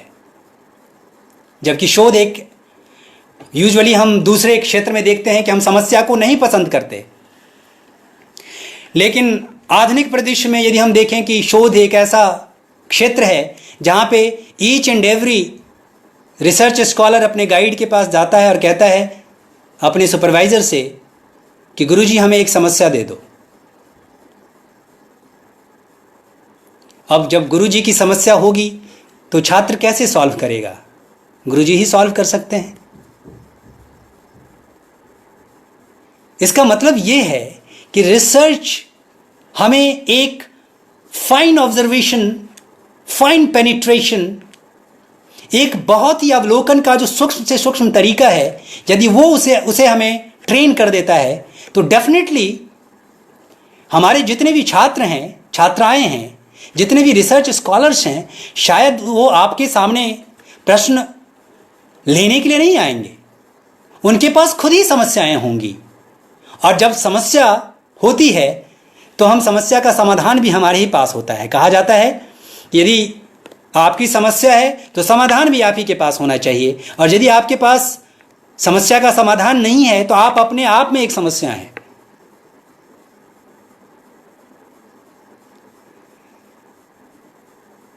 तो आज जो सबसे इंपॉर्टेंट है कि इस परंपरा को, इस डिसिप्लिनरी ट्रेडिशंस को समझने की, मूल वाक्य है कि श्रद्धावान लभते ज्ञानम। हमें श्रद्धावान होना पड़ेगा, और जब तक हम श्रद्धावान नहीं होंगे किसके प्रति? समाज के प्रति, अपने खुद के प्रति, इस नेचर के प्रति, तब तक हमें ज्ञान की प्राप्ति नहीं हो सकती है। क्यों? क्योंकि हम कहते हैं कि आनो भद्राः कर्तवो यन्तु विश्वतः। जितने भी नोबल थॉट्स हैं वो चारों तरफ से आए हमारे पास, लेकिन हमारे पास रिसेप्टिविटी तो हो, हम उसको कैच तो करें। रेडियो ट्यून हो जाता है, और जब हमारे इक्विपमेंट्स में जो ट्रांसमिटिंग एंड पे ट्यून कर दिया जाता है, और जब हमारे इक्विपमेंट्स पे यदि उस फ्रीक्वेंसी को कैच करने की एबिलिटी नहीं होगी तो शायद हम कोई भी संगीत नहीं सुन सकते या कोई भी समाचार नहीं सुन सकते। तो आज जो सबसे इंपॉर्टेंट है कि ट्यूनिंग जो कैपेबिलिटी है रिसर्चर्स की, उसको जागृत करने की, ताकि जब समस्या उनकी होगी, जब समस्या को एक्सप्लोर करना सीखेंगे, तो केवल आपको कॉग्निटिव स्कैफोल्ड ही तो करना पड़ेगा, केवल एक कॉग्निटिव सपोर्ट ही तो देना पड़ेगा, केवल आपको एक कॉग्निटिव अप्रेंटिसशिप जिसको कहते हैं, वो अप्रेंटिस है। हो सकता है कि आप ज़्यादा मैच्योर्ड हैं, वो लेस मैच्योर्ड है, तो जो मोर मैच्योर्ड और लेस मैच्योर्ड के बीच का जो एक इंटरेक्शन है, उस इंटरेक्शन में उनको मामूली सपोर्ट की ज़रूरत पड़ेगी, और डेफिनेटली वो एक अपने आप को समाज के और इस एकेडमिया के फंक्शनल बीइंग के रूप में अपने आप को इस्टेब्लिश कर पाएंगे। और तब जाकर के हम देखेंगे कि ये जितने भी एजुकेशनल इंस्टीट्यूशंस हैं वो सेल्फ सस्टेन्ड होगा, और वो केवल वाइट टावर्स नहीं होगा, ये केवल वाइट एलिफेंट्स नहीं होंगे, बल्कि सोसाइटी भी जो इतना इन्वेस्ट करती है इस सारे इंस्टीट्यूशंस पे, वो भी उससे एफिनिटी फील करेगी। तब जाकर के सही शब्दों में हम कह सकते हैं कि ये जितने भी इंस्टीट्यूशंस हैं वो एम्ब्रायो है इस सोसाइटी का, क्योंकि इस एम्ब्रायो में वो सारे फीचर्स अवेलेबल होते हैं उस ऑर्गेनिज्म के। तो चूंकि जब ये इंस्टीट्यूशन, जब ये कॉलेज, जब ये स्कूल, जब सोसाइटल एम्ब्रायो है, जब वो फीटस है, तो उन सारे ट्रेड्स उसमें होने चाहिए जो सोसाइटी की क्या समस्या है। तो सोसाइटी की समस्याओं को देखना, केवल मटेरियल वर्ल्ड को नहीं, नॉन मटेरियल वर्ल्ड को भी देखना, क्योंकि हमारे लिए नॉन मटेरियल वर्ल्ड ज़्यादा इंपॉर्टेंट है। मटेरियल वर्ल्ड तो ज़्यादा इंपॉर्टेंट है भी, लेकिन नॉन मटेरियल वर्ल्ड जो हमारा इमेजिनेशन है, हमारी जो कल्पना है, हमारा जो एग्रेशन है, हमारी जो ज्ञान पिपासा है, ये जितने भी नॉन मटेरियल पार्ट हैं, जितने भी कल्चरल, जितने भी एस्पेक्ट्स हैं, उसको भी एक्सप्लोर करने का एक बहुत ही इंपॉर्टेंट एस्पेक्ट है। मीन्स क्या कि रिसर्च जो हम यूजुअली कहते हैं कि एक नेचुरल फिनोमेना को या वो सोशल फिनोमेना को एक्सप्लेन करने का तरीका है, ये एक रिफ्लेक्टिव थिंकिंग का तरीका है। क्योंकि हम जानते हैं कि जब तक हम इन डायमेंशंस पे हम अपने स्टूडेंट को रेडी नहीं करेंगे, तब तक शायद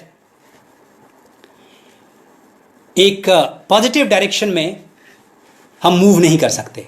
दो मॉडल होते हैं जानने के, मानने के, या तो जानकर मानिए या मानकर जानिए, जानकर मानना या मानकर जानना। कभी कभी हम मान लेते हैं फिर जानने की कोशिश करते हैं। दोनों मॉडल अपने अपने जगह पे ठीक है। और हमें एक नोटेड फिजिसिस्ट जो हैं ओपेनहीमर, वो ये कहते हैं कि जो हाउस ऑफ जो साइंस है, वो हाउस ऑफ साइंस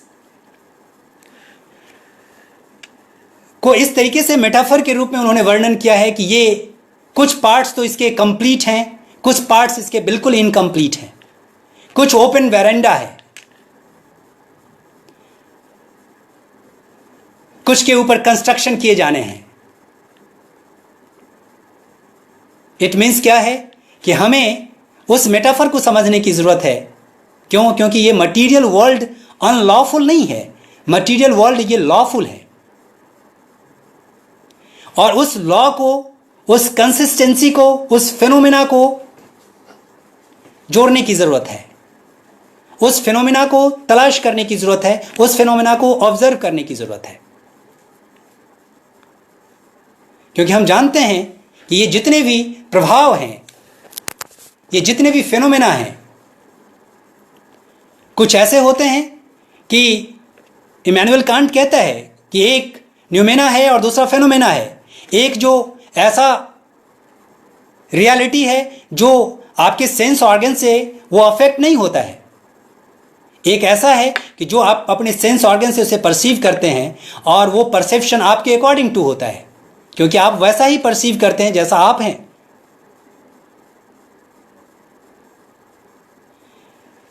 तो इसके लिए एक बहुत ही इंपॉर्टेंट पार्ट है कि हम इसको समझें। मीन्स क्या कि जो रिसर्च है वो रिसर्च एक कॉज इफेक्ट रिलेशनशिप को एक्सप्लोर करने का तरीका है, कॉजेशन को जानने का तरीका है कि किसके क्या कॉज हैं, किस इफेक्ट के क्या कॉजेज हैं। रेप्लिकेशन का तरीका है, फॉल्सिफिकेशन का तरीका है। जब हम जानते हैं कि रेप्लिकेशन का मतलब रिपीटेशन और डुप्लीकेशन, हम ऐसा करें कि जिसको रिपीट भी किया जाए कि ताकि हम वही मॉडल किसी को रेप्लिकेट करके दिखा पाए। तो इस तरीके से हमारे लिए बहुत इंपॉर्टेंट है कि हम ये समझें। और फिलॉसफी नाम है फाइनलिटी ऑफ जजमेंट का। हम जब कोई जजमेंट फाइनल करते हैं उसी का नाम फिलॉसफी है। फिलॉसफी नाम है आउटलुक का, फिलॉसफी नाम है इस पूरे कायनात को समझने का, चाहे वो दृश्य हो चाहे वो अदृश्य हो। ट्रूथ एस्टैब्लिशमेंट का एक तरीका है। और हम जानते हैं कि फिलॉसफी के जो वेरियस पार्ट्स हैं, जो वेरियस ब्रांचेज हैं, चाहे वो ऑन्टोलॉजी हो चाहे वो सत्ता शास्त्र हो, कि सत्य कितने हैं, यूनिवर्सल हैं या मल्टीवर्सल हैं, और यदि सत्य है तो जानने के क्या तरीके हैं। क्योंकि हम सभी एपिस्टेमोलॉजिस्ट हैं, हम सभी ज्ञान मीमांसु हैं, हम सभी ज्ञान शास्त्री हैं। तो जब सत्य एक है तो जानने का तरीका भी एक होगा। और जब सत्य मल्टीवर्सल रियलिटी है तो उसके बहुत सारे वर्सेस होंगे। जितने भी लोग होंगे उनके लिए तरीके बिल्कुल अलग अलग होंगे। वैसा ही जैसे कंटेंट एक होता है, टॉपिक एक होता है, सब्जेक्ट एक होता है, लेकिन विद्यार्थी समझता अलग अलग तरीके से है, क्योंकि ये प्रोसेसर सबके अलग अलग हैं। किसी का पेंटियम 1 है, किसी का पेंटियम 2 है, किसी का पेंटियम 3 है, किसी का पेंटियम 5 है, किसी का प्रोसेसर बिल्कुल अलग अलग है। तो जब सबका प्रोसेसर अलग अलग है तो विधियां एक कैसे हो सकती हैं।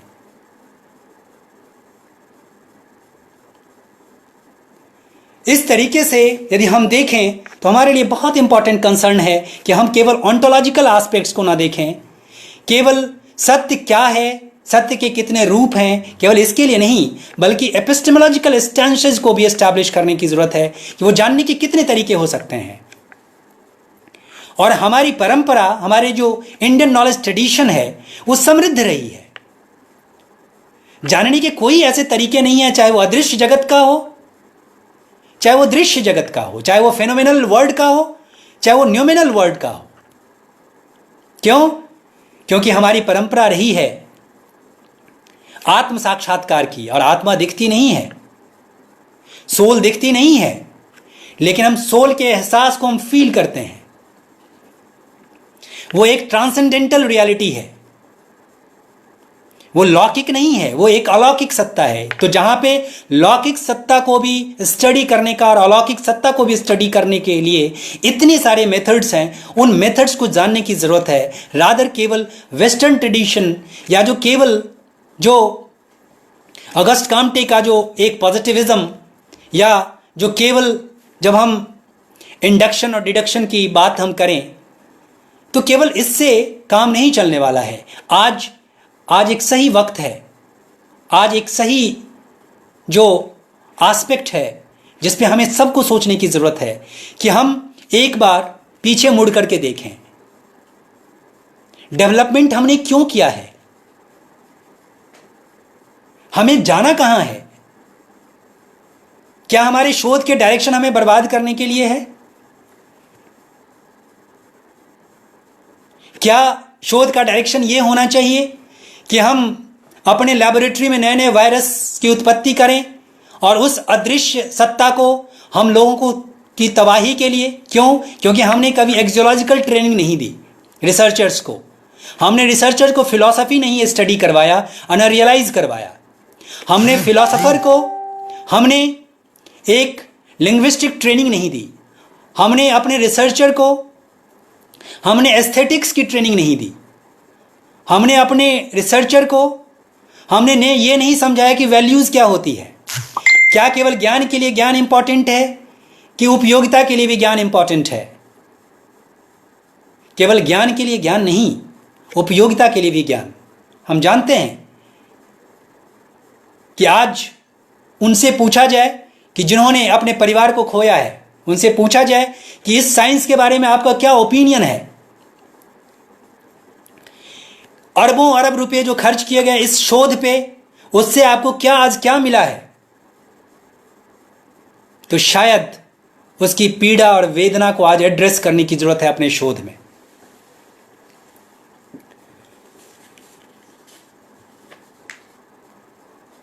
तो आज जो इंपॉर्टेंट एस्पेक्ट है, तो केवल ये नहीं कि हम जैसे देखते हैं कि जब हम रिसर्च की बात करते हैं तो हमारे सामने में बहुत सारे अप्रोचेज होते हैं। जैसे हम कभी इडियोग्राफिक अप्रोच लेते हैं, व्यक्तिमूलक उपागम उपयोग करते हैं कि हम एक व्यक्ति या किसी फेनोमिना का हम विशिष्टता को ढूंढने की कोशिश करते हैं, उनके डिस्टिंक्टिवनेस को ढूंढने की कोशिश करते हैं। और कभी नोमोथेटिक अप्रोच को फॉलो करते हैं। कभी हम उन सारे व्यक्तियों का जब हम स्टडी करते हैं या फिनोमेना का स्टडी करते हैं तो हम कॉमनैलिटी एस्टैब्लिश करने की कोशिश करते हैं, हम रूल को एस्टैब्लिश करने की कोशिश करते हैं। तो कभी हमारा अप्रोच इडियोग्राफिक का होता है, तो कभी हमारा अप्रोच नोमोथेटिक का होता है, यानी कि कभी व्यक्तिमूलक, कभी नियमानुवेशी होता है। कभी हम नियम को एक्सप्लोर करने की कोशिश करते हैं। हम जानते हैं कि नियम बिना कॉमनैलिटी के नहीं होती। कभी एथिक अप्रोच फॉलो करते हैं, कभी हम बाहर से एज ए एक्सटर्नल व्यूअर की तरह इस वर्ल्ड को देखने की कोशिश करते हैं, और कभी हम एमिक अप्रोच को फॉलो करते हैं, कभी हम इनर व्यू लेते हैं। आज एथिक और एमिक दोनों को कोलैबोरेट करने की जरूरत है। आज इडियोग्राफिक और नोमोथेटिक दोनों को कोलैबोरेट करने की जरूरत है, और कोलैबोरेशन से ज्यादा कोरोबोरेशन इंपॉर्टेंट है, जहां पे सारे न्यू एविडेंसेस को लाने की जरूरत है जिससे हम उसके वैलिडिटी को एस्टैब्लिश कर पाए। तो हमारे लिए आज केवल ये इंपॉर्टेंट नहीं है कि शोध जो इंपॉर्टेंट है, जो एक इस तरीके से जहां पे हम बहुत सारे पैराडाइम की बात करते हैं, चाहे पैराडाइम कोई भी हो, पैराडाइम चाहे वो क्वांटिटेटिव हो, जिसको हम एक्सप्लेनेटरी भी कहते हैं, जिसको हम बॉटम डाउन टॉप डाउन भी कहते हैं, जिसको हम केवल और केवल हम वेरिफिकेशन करते हैं, डिडक्शन के रूल पे हम चलते हैं। चाहे क्वालिटेटिव हो, मीन्स क्या कि जो एक्सप्लोरेटरी हो, जो अन्वेषणात्मक हो, जो हम बॉटम से लेकर के टॉप तक। आज मनुष्य की जितनी भी पीड़ाएं हैं, और ये जो प्रकृति की पीड़ा है केवल मनुष्य की पीड़ा नहीं है, क्योंकि हम उस प्रकृति के अभिन्न अंग हैं। तो आज जो एक्सप्लोरेशन है, केवल एक्सप्लेनेशन से काम नहीं चलेगा। आज हमें एक्सप्लोर करने की जरूरत है। आज हमें क्वालिटेटिव जो एस्पेक्ट्स हैं उसको ढूंढने की जरूरत है। आज केवल एक्सप्लेनेशन से काम नहीं, बल्कि इंटरप्रिटेशन और जो फेनोमेनोलॉजी है, इस फेनोमेनन को अपने तरीके से डिफाइन करने की जरूरत है। उसमें एक्सपीरियंसेस को ऐड करने की जरूरत है, उसमें ह्यूमन बीइंग के जितने भी एस्पेक्ट्स हैं उनको उसमें ऐड ऑन करने की ज़रूरत है। नेचर के जितने भी सेंसिटिव एस्पेक्ट्स हैं उनको कनेक्ट करने की ज़रूरत है। और जब हम देखेंगे कि जब फिजिक्स के साथ जब लैंग्वेज के इमेजिनेशन, क्योंकि हम जानते हैं कि जो थियोरेटिकल फिजिस्ट, जब हम स्टीफन हॉकिंस की भी बात करते हैं तो वो भी कहते हैं, वो भी एग्री करते हैं कि जो केओस थियरी है या जो बटरफ्लाई इफेक्ट है, जो हमें ये दुनिया क्योटिक कभी कभी लगती है, वो बेसिकली क्योटिक नहीं है। ये दुनिया बिल्कुल हाईली रैंडमनेस नहीं है उसमें, बल्कि उसमें इतने फाइन फाइन ऑर्डर हैं कि वो ऑर्डर को हमारा माइंड जब परसीव नहीं कर पाता है तो हम उसको कह देते हैं कि ये क्योटिक वर्ल्ड है। तो उस केओस में उस जो डिसऑर्डर है, जो डिसऑर्डरलीनेस जो हमको परसीव होता है, आज उसमें ऑर्डर ढूंढने की जरूरत है।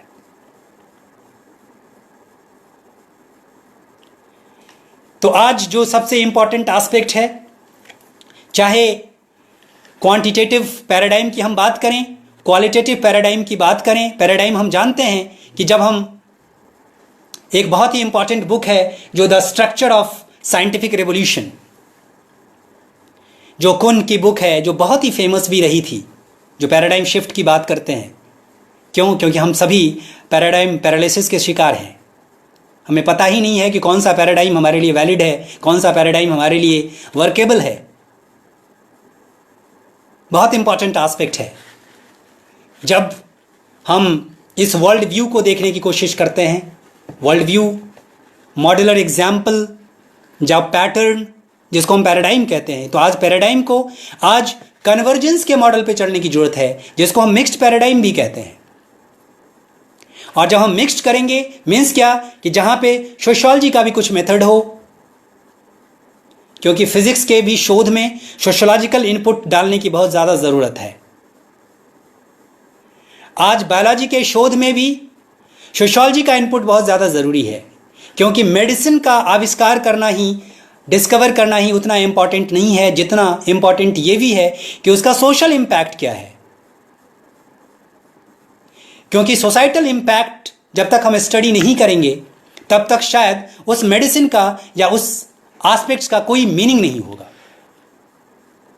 तो आज सबसे इंपॉर्टेंट एस्पेक्ट ये है कि हम इस बात पे आज हमें फोकस करना होगा कि चाहे क्वांटिटेटिव हो, क्वांटिटेटिव एस्पेक्ट जो कि कंप्लीटली मैथमेटिकल मॉडल पे स्टार्ट है।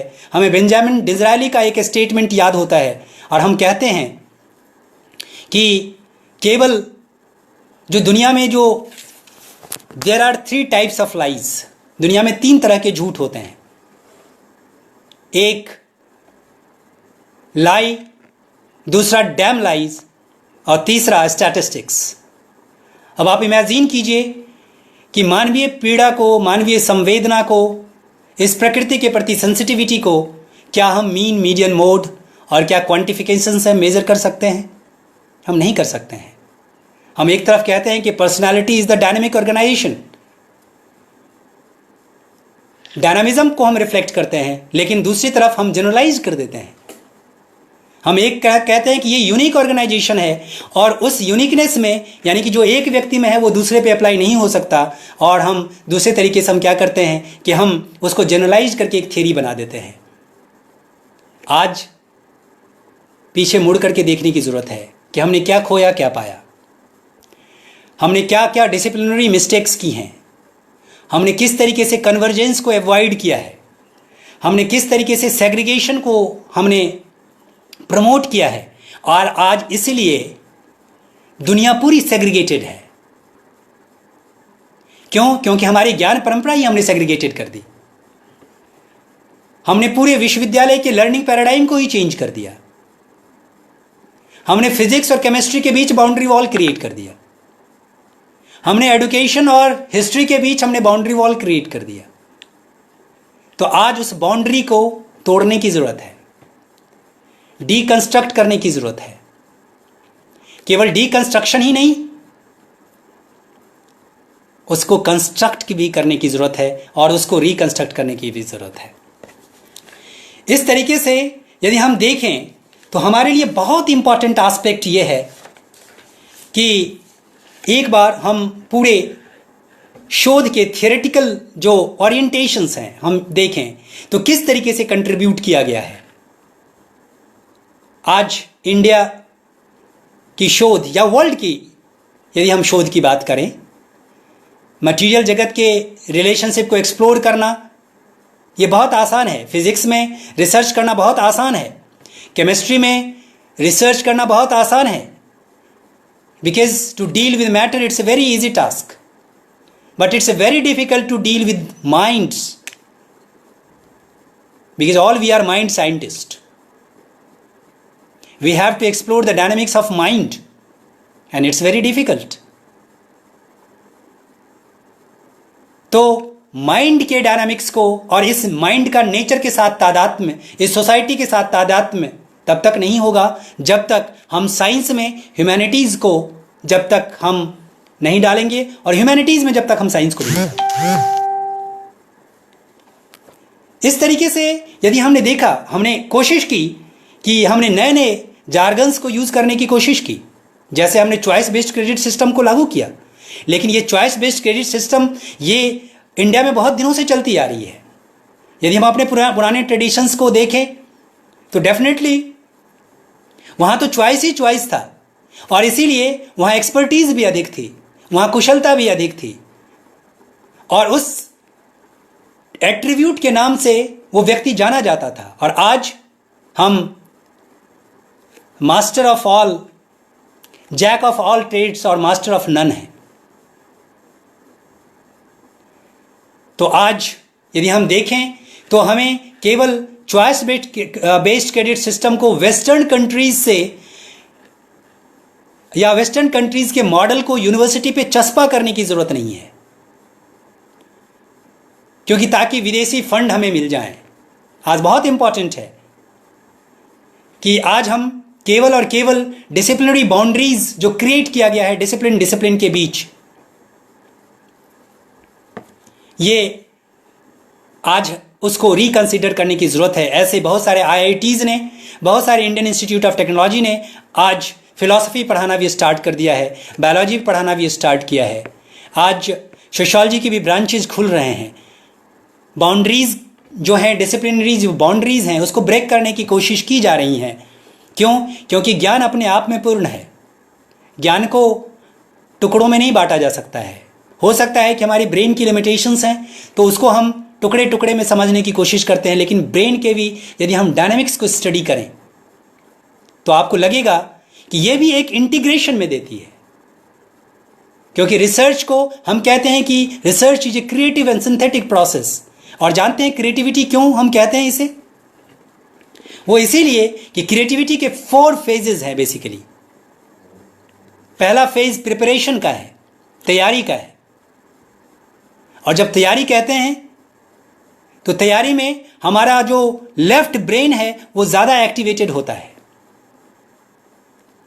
और केवल हम प्रिपरेशन नहीं, प्रिपरेशन के बाद हम इंक्यूबेट करते हैं.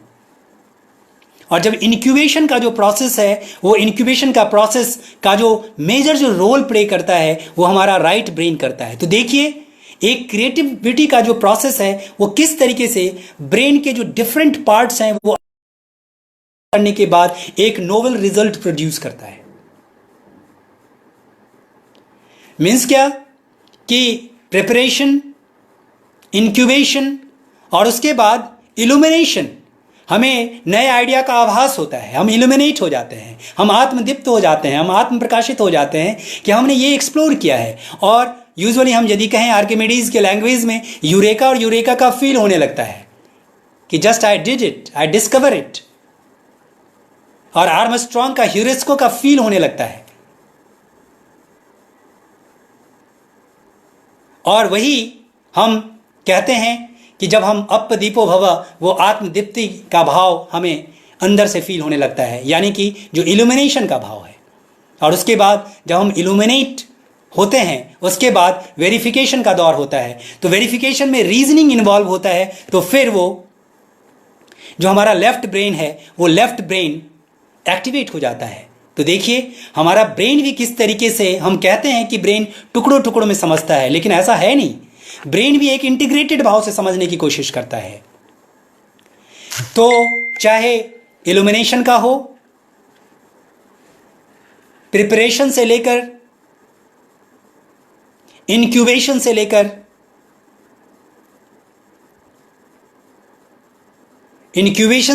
के इल्यूमिनेशन से लेकर और वेरिफिकेशन तक का जो प्रोसेस है, वो प्रोसेस डेफिनेटली एक रिसर्च का एक बहुत ही इंपॉर्टेंट एस्पेक्ट है। और हम जानते हैं कि क्रिएटिविटी के लिए इमोशनल एस्पेक्ट्स भी उतना ही इंपॉर्टेंट है। क्यों? क्योंकि आपके अंदर एक पॉजिटिव इमोशन होना चाहिए। जब आप इस भाव को लेकर के रिसर्च लैबोरेटरी में जाएंगे कि हमें इस देश को पराजित कर देना है, हमें मानव सभ्यता को मिटा देना है, तो आप उसी दिशा में आगे बढ़ेंगे। तो आज केवल हमारे रिसर्चर को केवल मेटाफिजिकल ट्रेनिंग देने की ज़रूरत नहीं है, केवल ऑन्टोलॉजिकल ट्रेनिंग देने की ज़रूरत नहीं है, बल्कि उसे हमें यदि देखा जाए तो उसे एक्सियोलॉजिकल ट्रेनिंग देने की ज़्यादा ज़रूरत है, उसे एथिकल ट्रेनिंग देने की ज़रूरत ज़्यादा है। एथिकल जितने भी सब्जेक्ट्स हैं उसको प्रायोरिटी पे लाना पड़ेगा। आज आप इमेजिन कीजिए कि न जाने कितने करोड़ों और अरबों रुपए तो इस कोरोना को या कोरोना के सिचुएशन को डेवलप करने के लिए लगाया गया होगा, और करोड़ों अरबों अरबों अरबों रुपीस आज पूरे ह्यूमन बीइंग को डिस्ट्रैक्ट करने के लिए, विभीषिका को खड़ा करने के लिए, उसमें न जाने कितना बड़ा लॉस हुआ, ह्यूज लॉस। तो इसका मतलब केवल यह है कि नेचर का कुछ नहीं बिगड़ा।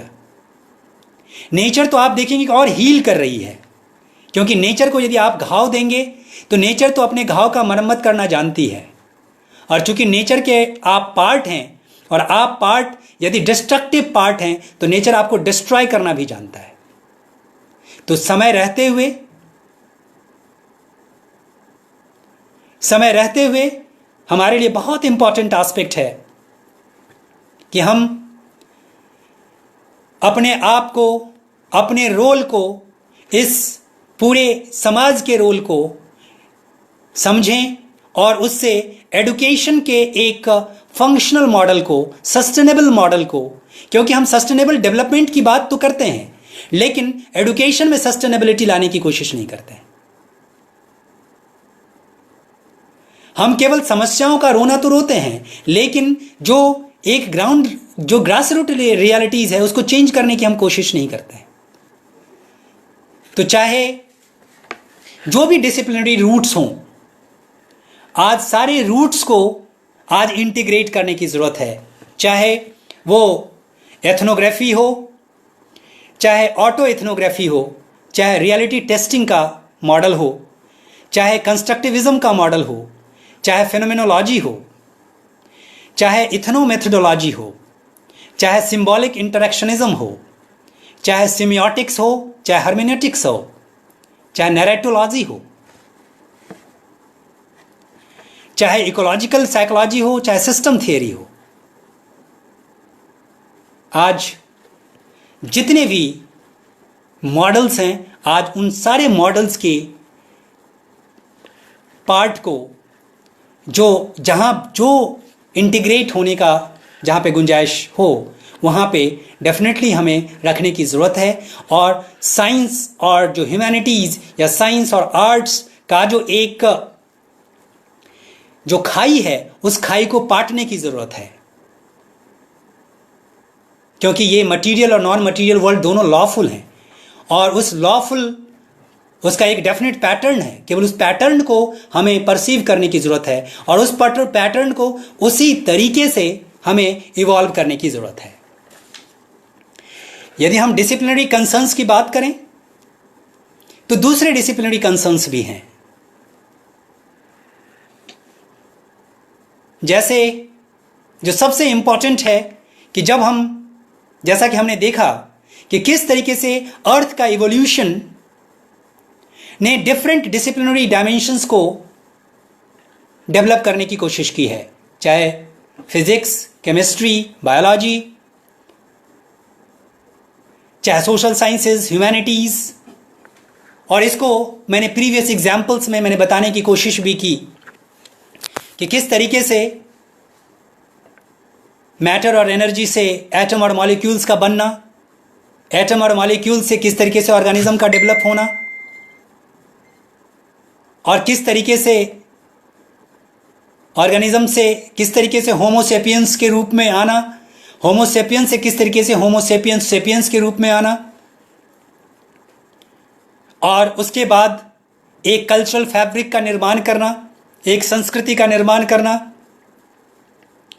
और फिर सोशल साइंसेस, आर्ट्स, ह्यूमैनिटीज जैसे शब्दों का इवॉल्व, जैसे अनुशासनों का, जैसे शास्त्र का इवॉल्व होना।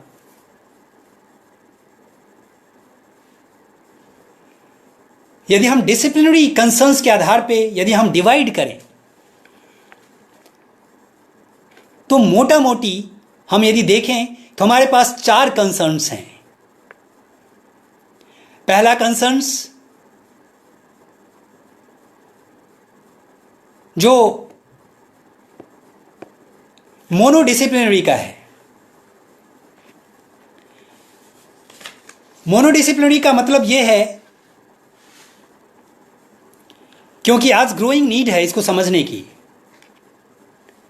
आज हमें सारे डिसिप्लिनरी कंसर्न्स को समझने की जरूरत है कि मोनोडिसिप्लिनरी, जब हम एक ही अनुशासन जिसका एक डेफिनेट बाउंड्री है, डिफरेंट एक सब्जेक्ट मैटर्स हैं, एक डेफिनेट उसका पेडागॉजी है, डेफिनेट उसका एक नॉलेज को जनरेट करने का और नॉलेज को वैलिडेट करने का, दोनों अलग अलग चीजें हैं, नॉलेज जनरेशन और नॉलेज वैलिडेशन।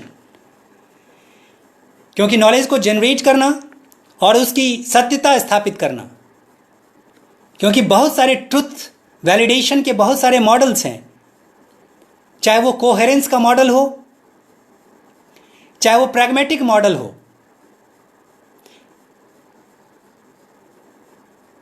कोई भी मॉडल हो, उस मॉडल्स को हमें समझने की जरूरत पड़ेगी। तो इस तरीके से जब हम मोनोडिसिप्लिनरी की बात करते हैं तो मोनोडिसिप्लिनरी का मतलब, मोनो का मतलब सिंगल। हम फिजिक्स के एस्पेक्ट्स को फिजिक्स के ही मेथोडोलॉजी से हम सॉल्व करते हैं, केमिस्ट्री के प्रॉब्लम को हम केमिस्ट्री के जो डिफाइंड मेथड्स हैं उन्हीं को सॉल्व कर देते हैं, मोनोडिसिप्लिनरी है। लेकिन आप जैसे जैसे आप देखेंगे कि जैसे जैसे इस वर्ल्ड का ये वर्ल्ड इवॉल्व हुआ है, वैसे वैसे मैंने आपको बताया कि डिसिप्लिनरी इवोल्यूशन भी हुआ है। वैसे वैसे मेथड्स की कॉम्प्लेक्सिटी भी बढ़ती गई है, और जैसे जैसे संस्कृति का विकास हुआ है वैसे वैसे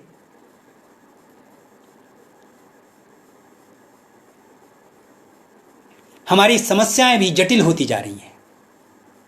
तो कभी हम एक समस्या को हम बहुत सारे डिसिप्लिन से सॉल्व करते हैं, लेकिन सारे डिसिप्लिन अपनी अपनी आइडेंटिटी को मेंटेन रखता है। जैसे इकोनॉमिक्स की कोई समस्या है और इकोनॉमिक्स की समस्या में हमें मार्जिनल यूटिलिटी के कॉन्सेप्ट को समझना है, तो हम कभी यूटिलिटी को साइकोलॉजिकल मॉडल से समझते हैं तो साइकोलॉजी वाले को बुला लेते हैं, जब हमें मैथमेटिकल मॉडल में समझना होगा तो मैथमेटिक्स वाले को बुला लेते हैं, और हमें लॉ ऑफ डिमिनिशिंग रिटर्न्स को या लॉ ऑफ मार्जिनल यूटिलिटी को समझ लेते हैं। और उसके बाद मनोविज्ञान वाले भी अपने फील्ड में चले जाते हैं और मैथमेटिक्स वाले भी अपने फील्ड में जाते हैं, लेकिन वो क्यों आए थे? तो इकोनॉमिक्स की प्रॉब्लम को सॉल्व करने के लिए आए थे। तो यहाँ पे मैथमेटिक्स की भी अपनी आइडेंटिटी बनी हुई है, साइकोलॉजी की भी अपनी आइडेंटिटी बनी हुई है, और इकोनॉमिक्स की भी अपनी आइडेंटिटी बनी हुई है।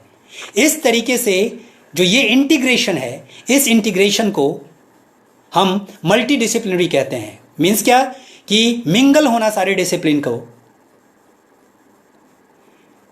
और किसी एक समस्या के सॉल्यूशन के लिए डिफरेंट डिसिप्लिनरी टीम आती है, वो उसको सॉल्व करती है। लेकिन केवल मिंगलिंग से काम नहीं चलेगा, केवल एक साथ बैठने से काम नहीं चलेगा। यह भी इंपॉर्टेंट है कि कैसे इंटीग्रेशन हो। तो एक नया अप्रोच आया जिसको हम इंटरडिसिप्लिनरी अप्रोच भी कहते हैं। इंटरडिसिप्लिनरी अप्रोच का मतलब है कि जब डिसिप्लिन का जब ऐसा इंटीग्रेशन हो, ऐसा सिंथेसिस हो कि जिससे एक न्यू डिसिप्लिन एमर्ज हो जाए। जैसे आज आपने देखा होगा कि बहुत सारे, जैसे होम साइंस, एक कंप्लीटली जहाँ पे एनाटॉमी भी पढ़ाया जाता, जहाँ पे फिजियोलॉजी भी पढ़ाया जाता, जहाँ पे टेक्सटाइल भी पढ़ाया जाता, जहाँ पे मनोविज्ञान भी पढ़ाया जाता है, और एजुकेशन भी इसका बहुत बड़ा नमूना है। जहाँ पे जब डिसिप्लिन अपने आप को एक दूसरे डिसिप्लिन के साथ इंटीग्रेट कर लेता है और अपनी आइडेंटिटी को खो देता है। लेकिन वो आइडेंटिटी का वो खोना अभी भी नहीं हो रहा है। अभी भी हम यूजुअली कहते हैं बिजनेस इकोनॉमिक्स, यानी कि इसमें बिजनेस भी है और इकोनॉमिक्स के भी गूढ़ तत्व हैं। हम माइक्रोबायोलॉजी, इसमें मैक्रोस्कोपिक जगत के भी जो भी डायनामिक्स हैं वो भी हैं, और बायोलॉजी के भी सारे कॉन्सेप्ट्स हैं। बायोटेक्नोलॉजी, इसमें बायोलॉजी भी है और टेक्नोलॉजी भी है, यानी कि दो दो विषय इंटीग्रेट हो रहा है। इस तरीके के अप्रोच को यूजुअली जो हम समझते हैं वो इंटरडिसिप्लिनरी के रूप में समझते हैं।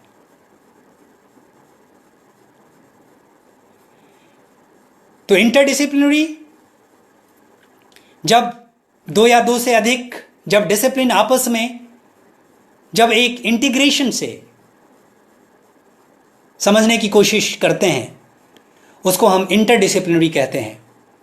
और इंटरडिसिप्लिनरी का जो एक बेसिक फीचर है कि उसमें न्यू डिसिप्लिन एमर्ज होता है।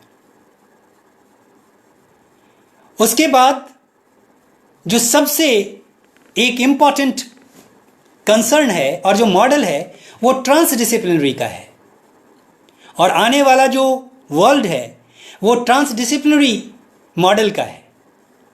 हम जैसा जानते हैं कि ट्रांस का मतलब क्या है कि across, between the two, complete assimilation, complete integration, complete inclusion.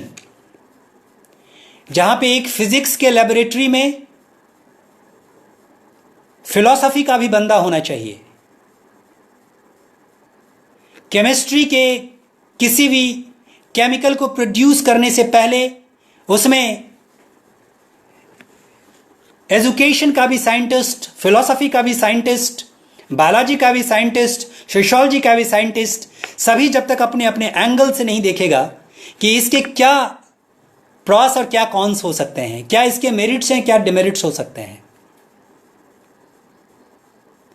तब तक आज हमने मोनोडिसिप्लिनरी, मल्टीडिसिप्लिनरी और इंटरडिसिप्लिनरी से हमने बहुत सारी डिस्कवरीज की हैं, लेकिन आज हमारे लिए सिरदर्द बन गया है। हमने मोबाइल प्रोड्यूस करना स्टार्ट किया बहुत सारे डिसिप्लिन के इंटीग्रेशन से, लेकिन आज जो एक डिजिटल पॉल्यूशन है, जो आज एक नॉइज पॉल्यूशन है, जो आज एक माइक्रोस्कोपिक पॉल्यूशन है, उसको कंट्रोल कैसे किया जाए। ये जो डिजिटल जितने भी इस तरीके के जितने भी रेजिडुअल्स हैं, उसको किस तरीके से, कहां पे हम उसका निस्तारण करें, उसका निक्षेपण कैसे करें, वो मॉडल आज हमारे पास नहीं है। हमने बहुत सारे कंप्यूटर्स पार्ट्स ऐसे जो रेडिएशन की दृष्टि से भी बहुत खतरनाक हैं, हमने बहुत सारे रेडिएशंस आधारित लैब हमने बनाए, लेकिन आप देखें कि चाहे चेरनोबिल की घटना हो, चाहे भोपाल गैस कांड हो, क्यों? क्योंकि वो केवल मोनोडिसिप्लिनरी और केवल मल्टीडिसिप्लिनरी के पे बेस्ड वो रिसर्च था। यदि वहाँ पे फिलॉसफी का भी बंदा होता, एथिक्स का भी बंदा होता, और यदि वहाँ पे एंथ्रोपोलॉजी का भी कोई बंदा होता, वहाँ पे यदि एजुकेशन का भी बंदा होता, तो शायद वो सबसे पहले इस कंसर्न पे ध्यान देता कि ये जो शोध है उसका बैड इंपैक्ट क्या होगा। तो केवल लेटरल मूवमेंट से काम नहीं चलेगा, हमें क्रिस क्रॉस करने होंगे, हमें इंटरवोवन करना पड़ेगा, हमें अंतर्गुम्फित करना पड़ेगा, क्योंकि ज्ञान अपने आप में समग्र है। हमें ट्रांसडिसिप्लिनरी, हम जानते हैं कि न्यूक्लियर फ्यूजन में फ्यूजन से कम ताकत है, फ्यूजन में ज़्यादा ताकत है। नाभिकीय संलयन में बहुत ज़्यादा ताकत है नाभिकीय विखंडन की अपेक्षा। जब हम टुकड़े टुकड़े में रहते हैं तो उतनी ताकत नहीं रहती। आप इमेजिन कीजिए कि जैसे अनएम्प्लॉयमेंट, जैसे सस्टेनेबिलिटी, कैपिटलिज्म को किस तरीके से, क्या मॉडल होना चाहिए, कैसे उसको निस्तारित किया जाना चाहिए, किस तरीके से डेमोक्रेसी का कि कौन सा राइट मॉडल होना चाहिए,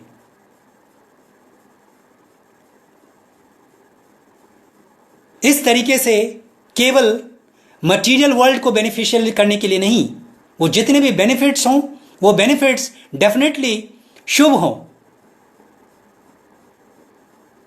और जब तक वो शुभ नहीं होगा तब तक ये प्रलयंकारी जो विभीषिकाएं हैं वो आती रहेंगी। इस तरीके से जब हम देखते हैं कि रिसर्च के डायनेमिक्स को जब आज हमें रीडिफाइन करने की ज़रूरत है, तो हमें सबसे पहले पूरे विश्व के समक्ष ये रखना चाहिए कि किस तरीके से ट्रांसडिसिप्लिनरी रिसर्च को, कि पहले किसी शोध करने से पहले उसके बैड इम्पैक्ट को जरूर हम देखें, उसकी शुभता को जरूर हम देखें, उसके एक्सियोलॉजिकल पॉइंट को जरूर देखें, उसके मूल्य मीमांसा के एस्पेक्ट्स को जरूर देखें। क्यों? क्योंकि केवल ऑन्टोलॉजिकल और एपिस्टेमोलॉजिकल स्टैंसेस से काम नहीं चलेगा, उसके एथिकल कंसर्न्स को भी देखना पड़ेगा। तब जाकर के शायद ओम शांति शांति शांति का भाव पैदा होगा, तब जाकर के सर्वे भवन्तु सुखिनः सर्वे सन्तु निरामया का भाव पैदा होगा। यह युग की आवश्यकता है। तो जो ट्रांसडिसिप्लिनरी रिसर्च है, आज हम जानते हैं कि हमारे लिए बहुत इंपॉर्टेंट एस्पेक्ट ये है कि हम यूजुअली, आप देखते होंगे कि ये टेक्नोलॉजी ने कम से कम एक बहुत बड़ा रोल प्ले किया है। यदि हम इसका ब्राइटर एस्पेक्ट देखें तो इसने पूरे नॉलेज को, इक्विटी और इक्वालिटी को मेंटेन करने में बहुत बड़ा रोल प्ले किया है। आज हम कहीं भी हैं, आप कहीं भी हैं, लेकिन अपने ज्ञान को शेयर कर सकते हैं किसी भी प्लेटफॉर्म पर। जो व्यक्ति वंचित है किसी महाविद्यालय से और विश्वविद्यालय से, आज फेसबुक से, व्हाट्सएप से कनेक्ट होकर के आज वो सुन सकता है, देख सकता है। मीन्स क्या कि एक ये इक्विटेबल डिस्ट्रीब्यूशन के लिए, नॉलेज को डिस्ट्रीब्यूशन करने के लिए एक बहुत बड़ा रोल किया है। ये एक ट्रांसडिसिप्लिनरी एस्पेक्ट है। इस तरीके से यदि हम देखें तो आज जो नई एक संकल्पना है क्रिएटिव कॉमन्स की, क्योंकि हम पहले कॉपीराइट पे जीते थे, आज कॉपी लेफ्ट का जमाना है। आज हम मानते हैं कि ज्ञान पे, क्योंकि आज हम इस ज्ञान को, यदि हम किसी ज्ञान की रचना कर रहे हैं तो उस ज्ञान पे क्या केवल मेरा अधिकार है या ये इस पूरे कायनात का अधिकार है, पूरे समाज का अधिकार है? डेफिनेटली पूरे समाज का अधिकार है। क्यों? क्योंकि इस समाज ने मुझे पैदा किया है। किसके रूप में? एक बौद्धिक, एक फेलो के रूप में, इंटेलेक्चुअल फेलो के रूप में। इस समाज ने हमें पैदा किया है। क्यों? क्योंकि इस समाज ने हमें यूनिवर्सिटी प्रोवाइड किया है, इस समाज ने हमारे लिए स्कूल की व्यवस्था की है, इस समाज ने हमारे लिए कॉलेजेस की व्यवस्था की है। तो हमारा जो प्रयास होना चाहिए वो कॉपीराइट का नहीं होना चाहिए, कॉपी लेफ्ट का होना चाहिए। क्रिएटिव कॉमन्स का होना चाहिए। ये जितनी भी क्रिएटिविटी, ये सब कॉमननेस के लिए होना चाहिए, सारे कॉमनैलिटी के लिए होना चाहिए।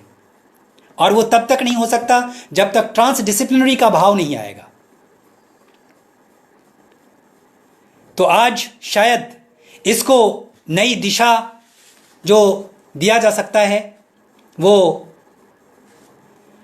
इंडिया द्वारा ही दिया जा सकता है। क्योंकि हम लर्निंग टू नो, चाहे लर्निंग टू डू, चाहे लर्निंग टू लिव टुगेदर, चाहे लर्निंग टू बी ज्ञान योग, कर्म योग, सहयोग और जो आत्मयोग है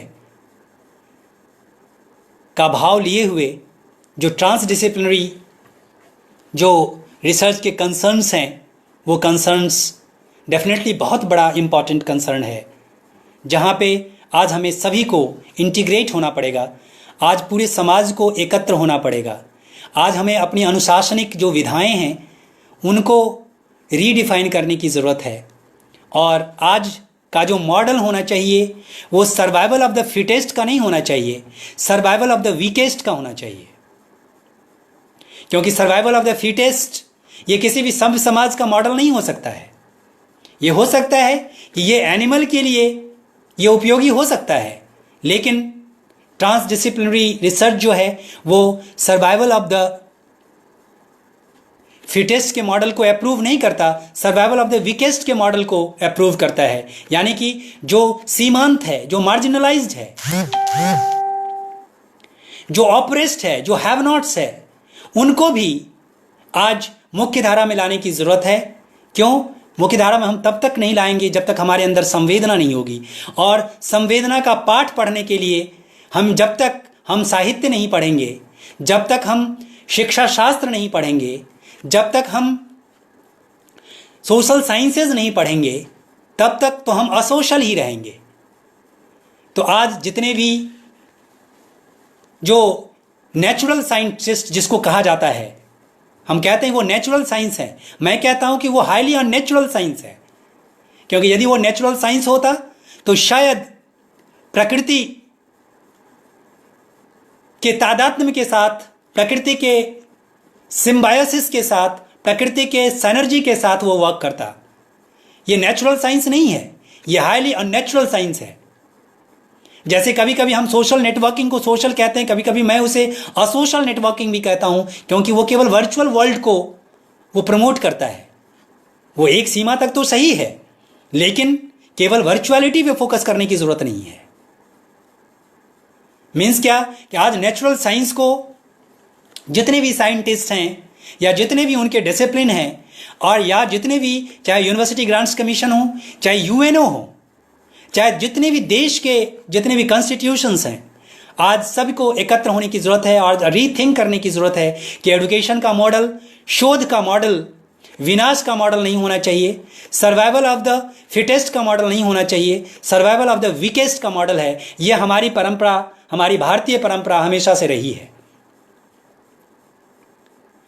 हमारी परंपरा सर्वभूत हितो रतः की, हमारी परंपरा आनो भद्राः कर्तव्यो यन्तु विश्वतः की, हमारी परंपरा ओम शांति शांति की, हमारी परंपरा सर्वे भवन्तु सुखिनः सर्वे सन्तु निरामया का, वो तब तक नहीं आएगा जब तक हम अपने संस्कृति से रूबरू नहीं होंगे, जब तक हम मानवता का पाठ नहीं पढ़ेंगे, जब तक ह्यूमैनिज्म को हम गले नहीं लगाएंगे और ह्यूमैनिज्म के अकॉर्डिंग टू जब तक हम बिहेव नहीं करेंगे। तो इस तरीके से जो एक बहुत इंपॉर्टेंट है एस्पेक्ट, ये इसको ध्यान देने की ज़रूरत है, क्योंकि मुझे लग रहा है कि काफ़ी वक्त हो गया है और आज अभी इसको अब बाइंड अप करने की ज़रूरत है। लेकिन जैसे कि बहुत लोग पूछ रहे हैं कि what is the difference between, Sangita Kumari ji का प्रश्न है कि what is the difference between transdisciplinary, multidisciplinary and interdisciplinary in terms of research methodology.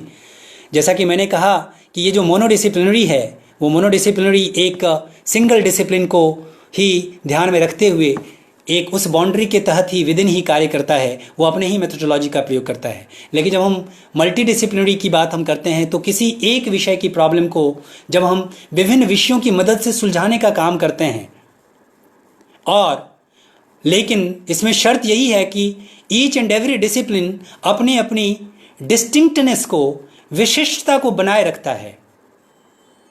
यानी कि एक प्रॉब्लम है और बहुत सारे डिसिप्लिन मिलकर के सुलझाते तो अवश्य हैं, लेकिन डिसिप्लिनरी इंटीग्रेशन नहीं होता है। तो ये मल्टीडिसिप्लिनरी का भाव है। और इंटरडिसिप्लिनरी में हमने जैसा कि कहा कि ये दो या दो से अधिक डिसिप्लिन मिल करके एक नया साइनर्जेटिक इम्पैक्ट देता है, एक नए अनुशासन का एक नए अनुशासन की उत्पत्ति होती है। इस तरीके से, और जो ट्रांसडिसिप्लिनरी, जब हम पूरा का पूरा कन्वर्ज कर लेते हैं, पूरा का पूरा जब एक सारा अनुशासन अपने आप में समाहित कर लेता है पूरे विषय को, पूरे अनुशासन को, पूरे शास्त्र को। जैसे यदि आपसे कहा जाए कि पॉवर्टी को सॉल्व करना है, पॉवर्टी के प्रॉब्लम को सॉल्व करना है, तो मैं यदि पूछता हूँ कि ये मोनोडिसिप्लिनरी से होगा या ये मल्टीडिसिप्लिनरी से होगा या ये इंटरडिसिप्लिनरी से होगा या ये ट्रांसडिसिप्लिनरी से होगा, तो शायद इसका जो एक इम्पॉर्टेंट कंसर्न होगा वो डेफिनेटली ट्रांसडिसिप्लिनरी से होगा, क्योंकि ये एक ऐसी समस्या है सस्टेनेबिलिटी की, पॉवर्टी की, अनएम्प्लॉयमेंट की, या ह्यूमन बीइंग के जितनी भी सोसाइटल कॉम्प्लेक्स प्रॉब्लम्स हैं उन सभी का जो सॉल्यूशन है वो डेफिनेटली ट्रांसडिसिप्लिनरी से है। यानी कि ये मॉडल ऑफ कोलैबोरेशन का है, ये मॉडल ऑफ कोलैबोरेशन का है।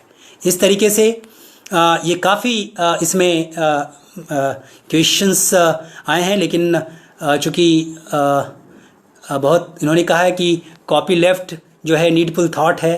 थैंक यू रुपेंद्र सिंह चौहान जी। ये प्रवीण कुमार तिवारी जी का है, आवश्यकता है कि भारत के शिक्षा शास्त्री एकजुट होकर शोध की भारतीय अवधारणा, मानवीय अवधारणा को।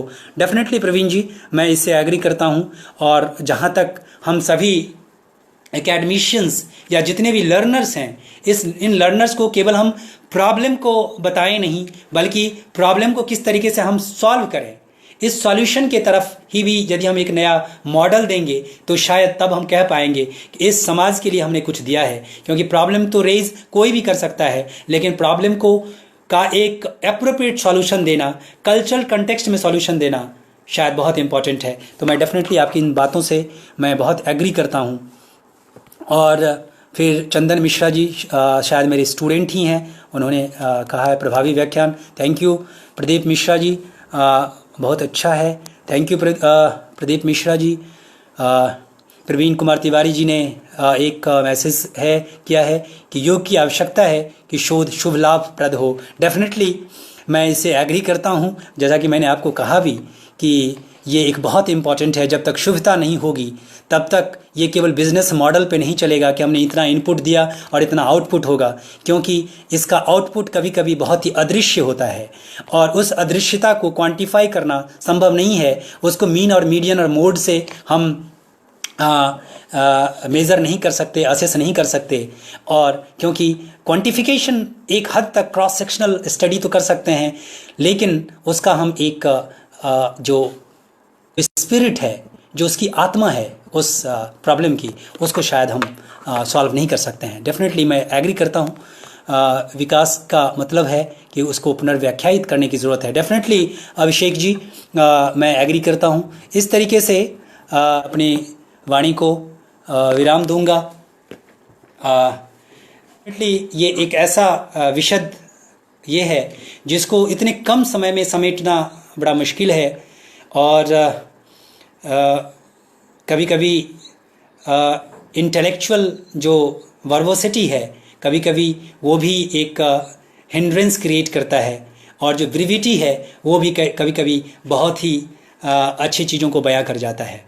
इन्हीं शब्दों के साथ बहुत बहुत धन्यवाद। आप लोगों ने सुना, और हम लोग फ्यूचर में ऐसे ही मिलते रहेंगे। शायद कोरोना ने एक नई अपॉर्चुनिटी दिया है इस डेवलपमेंटल पैराडाइम को, रिसर्च पैराडाइम को, लर्निंग पैराडाइम को रीडिफाइन करने के लिए, रिकन्स्ट्रक्ट करने के लिए और डीकन्स्ट्रक्ट करने के लिए। इन्हीं शब्दों के साथ बहुत बहुत धन्यवाद, बहुत बहुत आभार।